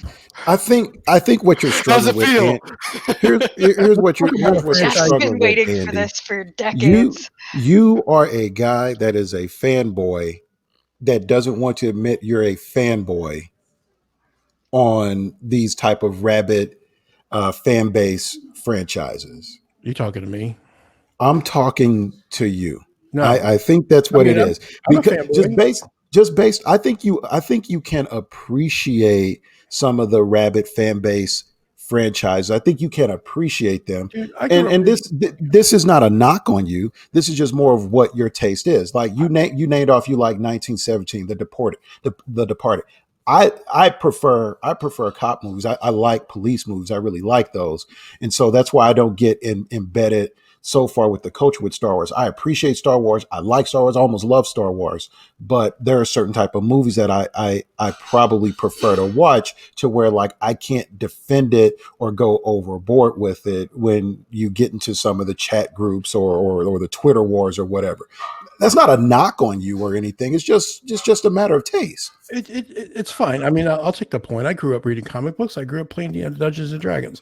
I'm a dork who, to a certain degree, is outgrowing that. But I'm watching Mandalorian. There's no reason for anybody to watch Mandalorian unless they're a Star Wars fan. There is no reason for anybody. There's Everybody's two reasons. watching it though. Two reasons. Well, you Number one, I mean, his sister is watching. Yeah, Kristen's watching it. Mandalorian. I get a text every Saturday morning saying, "All right, explain this, explain Two this." And She doesn't reasons. get it. two But she's reasons. still watching it. Two reasons. Number one, you're a Star Wars fan. Number two, there's nothing else on TV, so it's got a built-in audience. Okay, it's All fine. And there's no. I'm not saying you can't watch it. If you watch it, you're a dork. I'm not saying that. What I'm saying is I am watching it. I knew what the Darksaber was as soon as it came out. That moment wasn't lost on me, unlike most people that were probably watching it. I get those little Easter eggs. They're fine. I knew that was Boba Fett on the hill. My wife has no idea why that's Boba Fett. I got a question. And I'm about to probably blow some minds here. What is the infatuation? And this is me not being a big fanboy. What is the infatuation with Boba Fett? It's not as deep rooted as you would think. Okay. It's the Solo angle. I think Disney thinks more people care about Boba Fett than they do. Same as Han Solo. Mm-hmm. It's original trilogy fans that care about Boba Fett. I will give you that. Yeah, it's original trilogy fans. But you have to admit that the whole reason that The Mandalorian and a good portion of what Dave Filoni's done spins out of the fact that people liked Boba Fett. So mine is he's recognizable. He's recognizable. He's a silhouette. He's marketable. How many other bounty hunters can you name? Not being a fanboy, not knowing all the things. How many bounty hunters do you know? Because I can name them. I know Django. Or are you talking about in the universe or just in general? Just in general. Like how many, if I Dog the bounty hunter. pictures of bounty hunters. How often do you read Soldier of Fortune, Pierre? How many bounty hunters could you name just off of image? Let's see, bounty hunter. That's probably like Rutger Hauer was in like a movie after Blade Runner. He was like a bounty hunter in that. What was it called? Wanted or something. I mean, not too many bounty hunters. What I'm getting at with Boba Fett though is in Star Wars there's tons. There's right, but so many. I'll push back on that. There's not a ton. You have like 6 of them hanging up on a wall upstairs. I do. That's the thing, and they're all from the cartoon. And I can name Boba Fett with his recognizable helmet and his recognizable color scheme. No matter where you put Boba Fett in the Star Wars universe, I can say that's Boba Fett. You're more knowledgeable than a lot of people. And I can't say that with all of them. I can be like, here's that KG, whatever his name is. Here's where I'm going with the whole Boba Fett thing. He's not in the movies that much. He's not. Boba Fett was marketing. Okay, so he wasn't in the original movie. He was in the holiday special.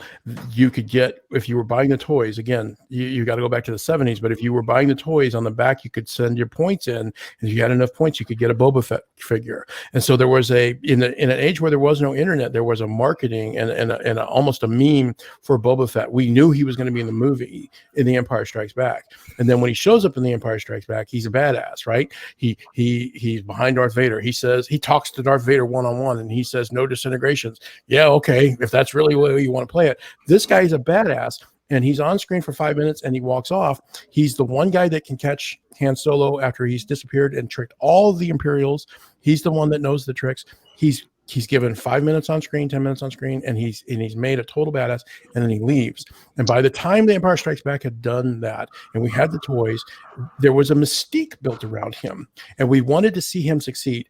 He had a jetpack. Me and Dan's brother were salivating, Jeff's brother Dan, we salivated for what Boba Fett would be, and that's built into our, just like Phantom Menace when he was 15, it's built into my teenage mind, my preteen mind, because this guy was cool in the same way that Iron Man was cool. I played with the toy. He could fly. He had lasers. He had missiles. He was amazing. He was way better than any of the other characters that weren't Jedis, right? And this is all in the make-believe, all marketing. And by the time they threw him in the Sarlacc pit and he became a little bitch in Return of the Jedi, that the mystique was already baked in, at least to my generation, to Jeff's point. So when they go to make the Attack of the Clones, there's still that mystique, and George Lucas, wanting to get paid, the commercial side of his mind goes, well, we got to have more Fett. We can't put Boba Fett in it. Let's make up Jango Fett. And then when you have Jango Fett and the clones, and then you start building out the Clone Wars, and so now there's a whole bunch of Boba Fett clones running around. And then Dave Filoni starts going, well, let's talk about the Mandalorians. The Mandalorian mystique is an off-stretch of the Boba Fett mystique. So now you start exploring, and think about that, Jeff. Everything that he has done with the Mandalorians is because at that time, people wanted more Boba Fett, but he couldn't give them more Boba Fett. People wanted to see what the larger mystique around Boba and Jango Fett was. Who are these warriors that wear this unique armor? And so they start building up the Mandalorian, which we have today. I will agree with that up to episode 2. But so like for me, being more from the prequel generation, when I see Boba Fett, I immediately, the only reason I have any interest at all, because I go straight to the clone troopers. It gives me an in to Rex and Wolf and all of those guys. That's my in. So but my one hope with Mandalorian is I want to see Rex so bad. I would love to see Rex. I could give two shits if they when they had I mean it's clearly Boba Fett, but when they put Boba Fett on that hill, my first thought was, man, I wish that would have been Rex. Let me ask you this, Jeff, and everybody else, because it's something that I recognize in myself. There was always a point where I wanted to see certain things on screen. If I could just see it on screen, it would be amazing. Just more Star Wars would be amazing. It doesn't really matter what it is. I want to see the X-Men on screen. I want to see Wolverine on screen. I'm past that. I begin to not want to see certain things on screen, to the point where when they announce, oh, they're going to make a movie of this franchise, I'm more often than not excited. Do you guys still have that in you as you're in your 30s? Pierre, do you still have that in you as you're approaching my age? There you go. Well, that's my point. And we get older, and I think that your tastes change. Well, there are certain things that I still get excited about. There are certain things that I'm surprised they haven't made franchises out of yet that have probably been long overdue. So I still think there's some level of excitement. It just depends on what it is. If they're gonna, I think it starts to get a little dicey when you start spinning off characters and everything. In the case of, let's take another movie or another franchise that gets crazy, the Fast and the Furious. I don't necessarily get that excited when they put out another one. I'm kind of like, okay, how are we gonna because remember these guys, they were like living in the hood, like jacking like trucks, and now they're like taking out Russian mercenaries and everything. And so I wasn't necessarily excited about Hobbs and Shaw, especially when you found out that Idris Elba was like freaking bionic or whatever the hell he was, right? I mean, I still watched it, but it was like, wow, these movies have really these movies have gone crazy, and maybe that's the purpose of those. So there are still some that I would probably get excited about. Like if they put out like a $6 million man movie and actually called it the Bionic Man, I would get excited about that. And if they don't make it cheesy and they make it serious, I would get excited about it. But if they tried to go the cheesy route like they did with the 70s, I'm not standing in line for any crap like that. Star Wars is the only thing I still get excited about. And I had lost that by the time, after watching 8, I had lost that for a while. But he had again. Completely written off the entire franchise for a while. Yeah. Like I had to listen to, I'm never watching another Star Wars. I'm never reading another book. This is atrocious. And I mean, and then they finally started listening to Dave Filoni. And then they finally started listening to Dave Filoni, and we got a little bit of hope back in our lives. So the idea that Rex or Cody or whoever might show up on screen, and that's an exciting thing for you, and that's good. But for me, it just doesn't. It doesn't, and I haven't invested in the Clone Wars as much as so I don't have that resonance. But I'm trying to think of anything that would be like that, something that hasn't been done yet that I loved as a kid. Like, for example, Michael Moorcock is one of my favorite authors, and the idea that Elric might be on screen someday. 15 years ago, Moorcock, yes. 15 years ago, they were talking about an Elric movie, and I wanted an Elric movie. Today, I don't think that, number one, I don't want to see it, and I don't think that anybody could do it. I wanted to see Dragonlance on screen growing up, and for the most part, I don't think it's doable. And so I think that Amanda said this earlier. I think that it's a fair point that there's a certain flavor that you like from when you're a kid and you're forming your formidable mind, and then as you move forward, anything that isn't that. The music that you like from the 80s isn't the music from the 2000s. So I don't like the music from the 2000s. This isn't the same tone of Star Wars. It's not entirely true, because I'm perfectly good with the idea of a different Star Wars movie that's good, but it's a fair point. You move past it. And as an old fart, I guess that's the mode I'm in. But, Have you enjoyed any Jeff, of them that weren't 4, 5, 6? what? Have you really actually liked any of them that weren't 4, 5, 6? Yeah, Like I know you said there were parts of the other ones that I liked as a movie. I did. I as a liked. whole. And you threw that in my face, but I for the most part I liked Rogue One, and I was prepared to really like 7 until the plot just got stupid, and it got stupid really fast. Yeah. But I didn't think 7 was that bad. Outside of it was like a remake of 4. I didn't think it was bad. You know, I was fine with it. I think 8 is what made 7 bad. I didn't like 7 True. when I saw 7, and I Jeff didn't either. I was did lukewarm not. on 7, and then 8 made me hate it. 8 was terrible. I Yeah. really hated. I did discover something recently because of Disney Plus. If you just ignore 8 exists, just watch 7 into 9. 7 to 9. Treat 9 as a movie and a half, basically. It's still not good, but it's better. The problem with 9 was the gimmicks, the gizmos. Hey, we got to find the knife. Lando showing up out of nowhere. Oh, look, Palpatine is back. Those are all the things that really bugged me. And I don't think that they have any choice. They had to make a movie. Yeah, I think a lot of that was supposed to happen in 8, and they had to try and jam it all in. Right. Yeah. And that's the same problem I have with And I Rogue One. think It because feels of like that, we missed a lot of the character arc. Like, I think there was a Development. whole lot of Poe and a whole lot of Rose and people like that they built up in that first one that we just really didn't get much of. Okay, Pierre. We've been on this for 2 hours, and it's mostly been Star Wars. So what do we think? Let's give us another one. I think we can call it a show. So we're gonna have to do another future episode because we didn't talk about anything that Amanda wanted to talk about. That's fine. We brought her in as the token white woman to talk about politics. And we didn't do very much politics. We talked a little bit at the beginning, but we were going to talk about. I mean, we went 3 hours last time. I'm good. Yeah, well, I have to work in the morning. And no, you're not that good. You know what? Let me ask you a question, though, Jeff. And I don't have a point here. This is just off the top of my head. Yeah. We've talked about other franchises that people like, even though they're not good, that they're not great, sophisticated movies, and that franchises that have had to change, that have had to grow with generations. Do you want to guess where I'm leading? Lord of the Rings. Harry Potter. James Harry Bond. Potter. Oh, No. Bond. Okay, so James Bond is those movies don't age well. They're not the best. James Bond movies are not super sophisticated. Okay, stop. Which ones don't age well? If you're talking about like the ones with Sean Connery, they were made like almost 60 years ago. Yeah. Dude, go fucking watch Moonraker and then come back and talk to me. I just did. So did I. Because you know why? You know why? Because I like that movie. Why do I like that movie? It's terrible. I admit it's terrible. I like that movie. That's a movie I could Product of the like. time of when it was made, though. Yeah. I would argue Bond has gotten progressively worse since the 70s and early 80s. Oh, you don't like Daniel Craig? Daniel Craig Casino was good. He's got progressively worse. He has the Pierce Brosnan issue. He started out with a perfect movie. GoldenEye is a perfect movie. So is Casino Royale.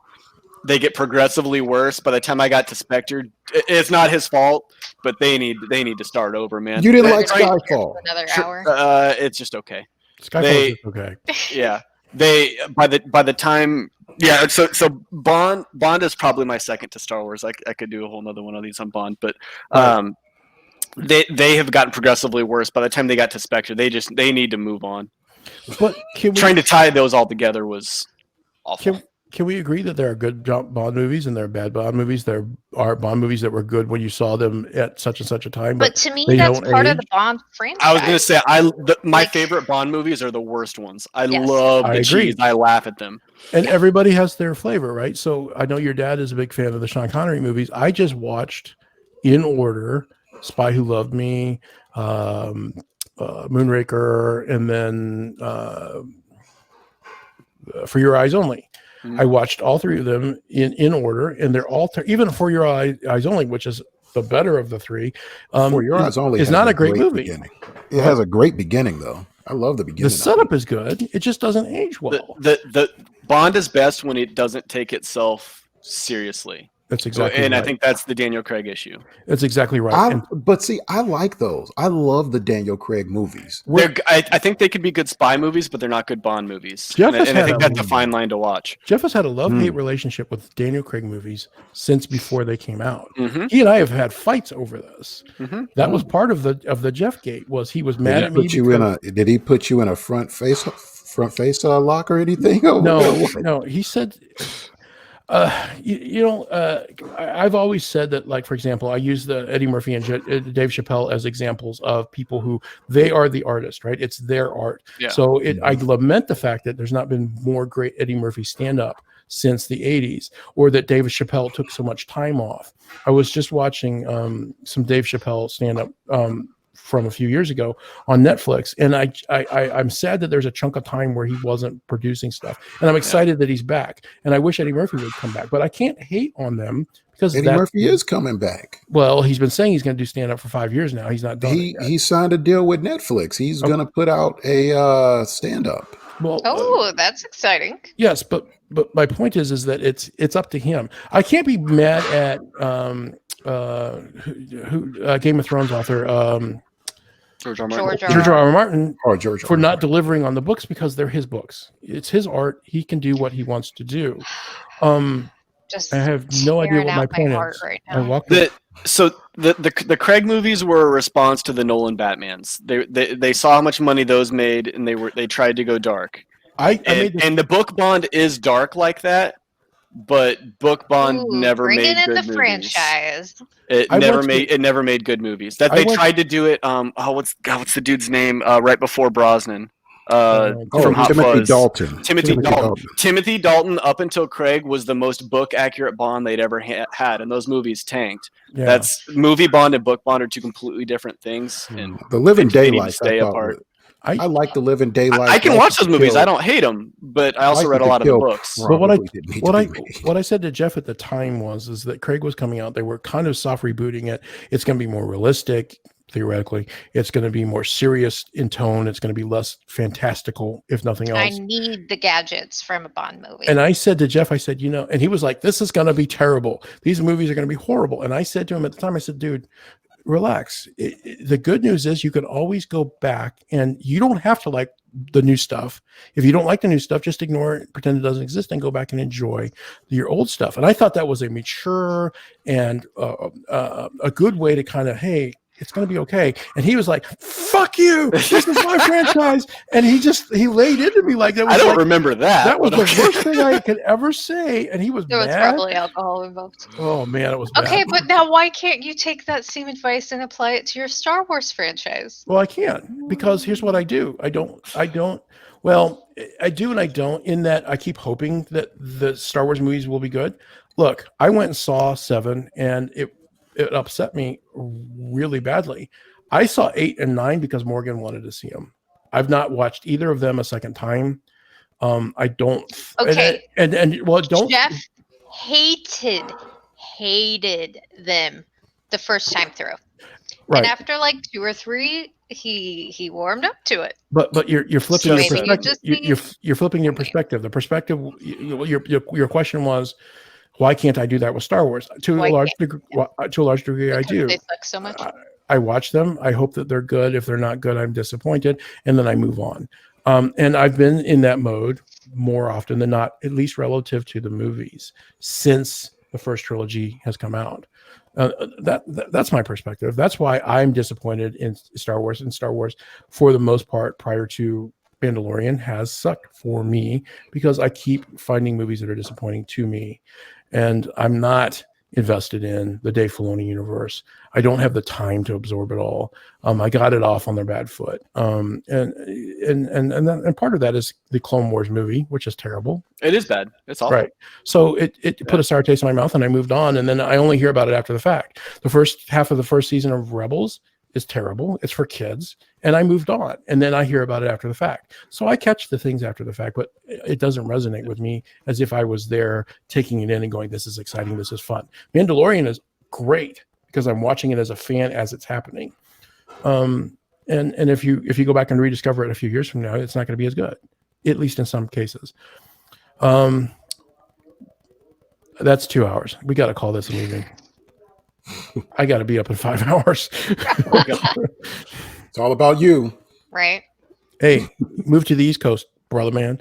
I don't think so. That's not happening. See, you sit over there in your mountain palace. The Eastern time zone is all just that too weed late money. for me. I was getting ready to make a weed comment. And I don't partake though, so I Alright. don't. your evening is just getting started. It is, And it you're is off getting started. tomorrow. I am off tomorrow, not off Wednesday, but it's a whole different story. Oof. Get well, some people. Oh. Is Did it someone catch the Rona? somebody catch the vid? No, somebody in Colorado, stuff happens. Hey, now that I have the audience right here, I'm gonna put Jeff on the spot a little bit since his wife's on We'll move here. to Colorado. If I get my this position is the- approved, This is the fight right here. I can't do colds. This is it. This It's is it. not Like as bad as people think. It's Okay, not. how It's many not. feet? Multiple feet of That's snow. That's you in get? the in the mountains because that's where you want to ski. Yes. That's in the mountains. Stay out of the mountains. You stay out of the You snow. you get 300 days of sunlight. That's in a Denver. bunch of shit. I've been to Three- Colorado in the winter 300 days. 300 days of sunlight. and 60 And days how of much snow. snow? 60 And days how much apparently. snow? I mean, you'll get some snow. You probably Yeah. don't get as much snow on the ground here in Denver as you do in the St. Louis metropolitan area, but you're going to get some feet of snow up in the mountains, which is what you want. You got to keep that ski industry going. Amanda's talking about 2 inches of I mean, snow yeah. in the season. You're talking mean, talking about at the airport 6 foot of snow over now 3 sometimes months. it will make it. Sometimes we'll make it worth its while. Like if it dumps, it will put some multiple inches on you. But for the most part, though, in a couple of days, that's all gone. You'll be. But okay. she doesn't go outside when it's cold anyways. It doesn't matter if there's snow on the ground. She I won't notice the literally difference. carry around an electric hand warmer with me. Like right now, it I is wish like she was kidding. 40 degrees outside, and I literally carry around an electric hand warmer. These because guys go to I'm Gulf always Shores cold. every year. Yeah. So the way it sounds, the Hintzes will not be in the Colorado metropolitan area. No one time. of them won't be. Well, I have more than We'll have conjugal okayed- visits. I have more than okayed separate locations, separate vacations. You want to go to Colorado for your 2-week vacation? I'll see you when you come home. Jeff, I if need you to need a fill it- conjugal visit, you can drive 2 days west for Amanda in Denver. Or wait, you're the one that's going to Denver. Never mind. I can't Yes, finish the yeah, story. I was just going to say I'm closer. I'm closer, but I wouldn't be. So never mind. Pierre will take care of me. I got you. I got you, Jeff. I wish you. Oh, This is a very light show. not even my Oh. first time. Like, No, I got Whatever. promoted. I've been promoted twice already. I'm not white anymore. You got promoted. Andy kicked him out Yeah. twice. all right.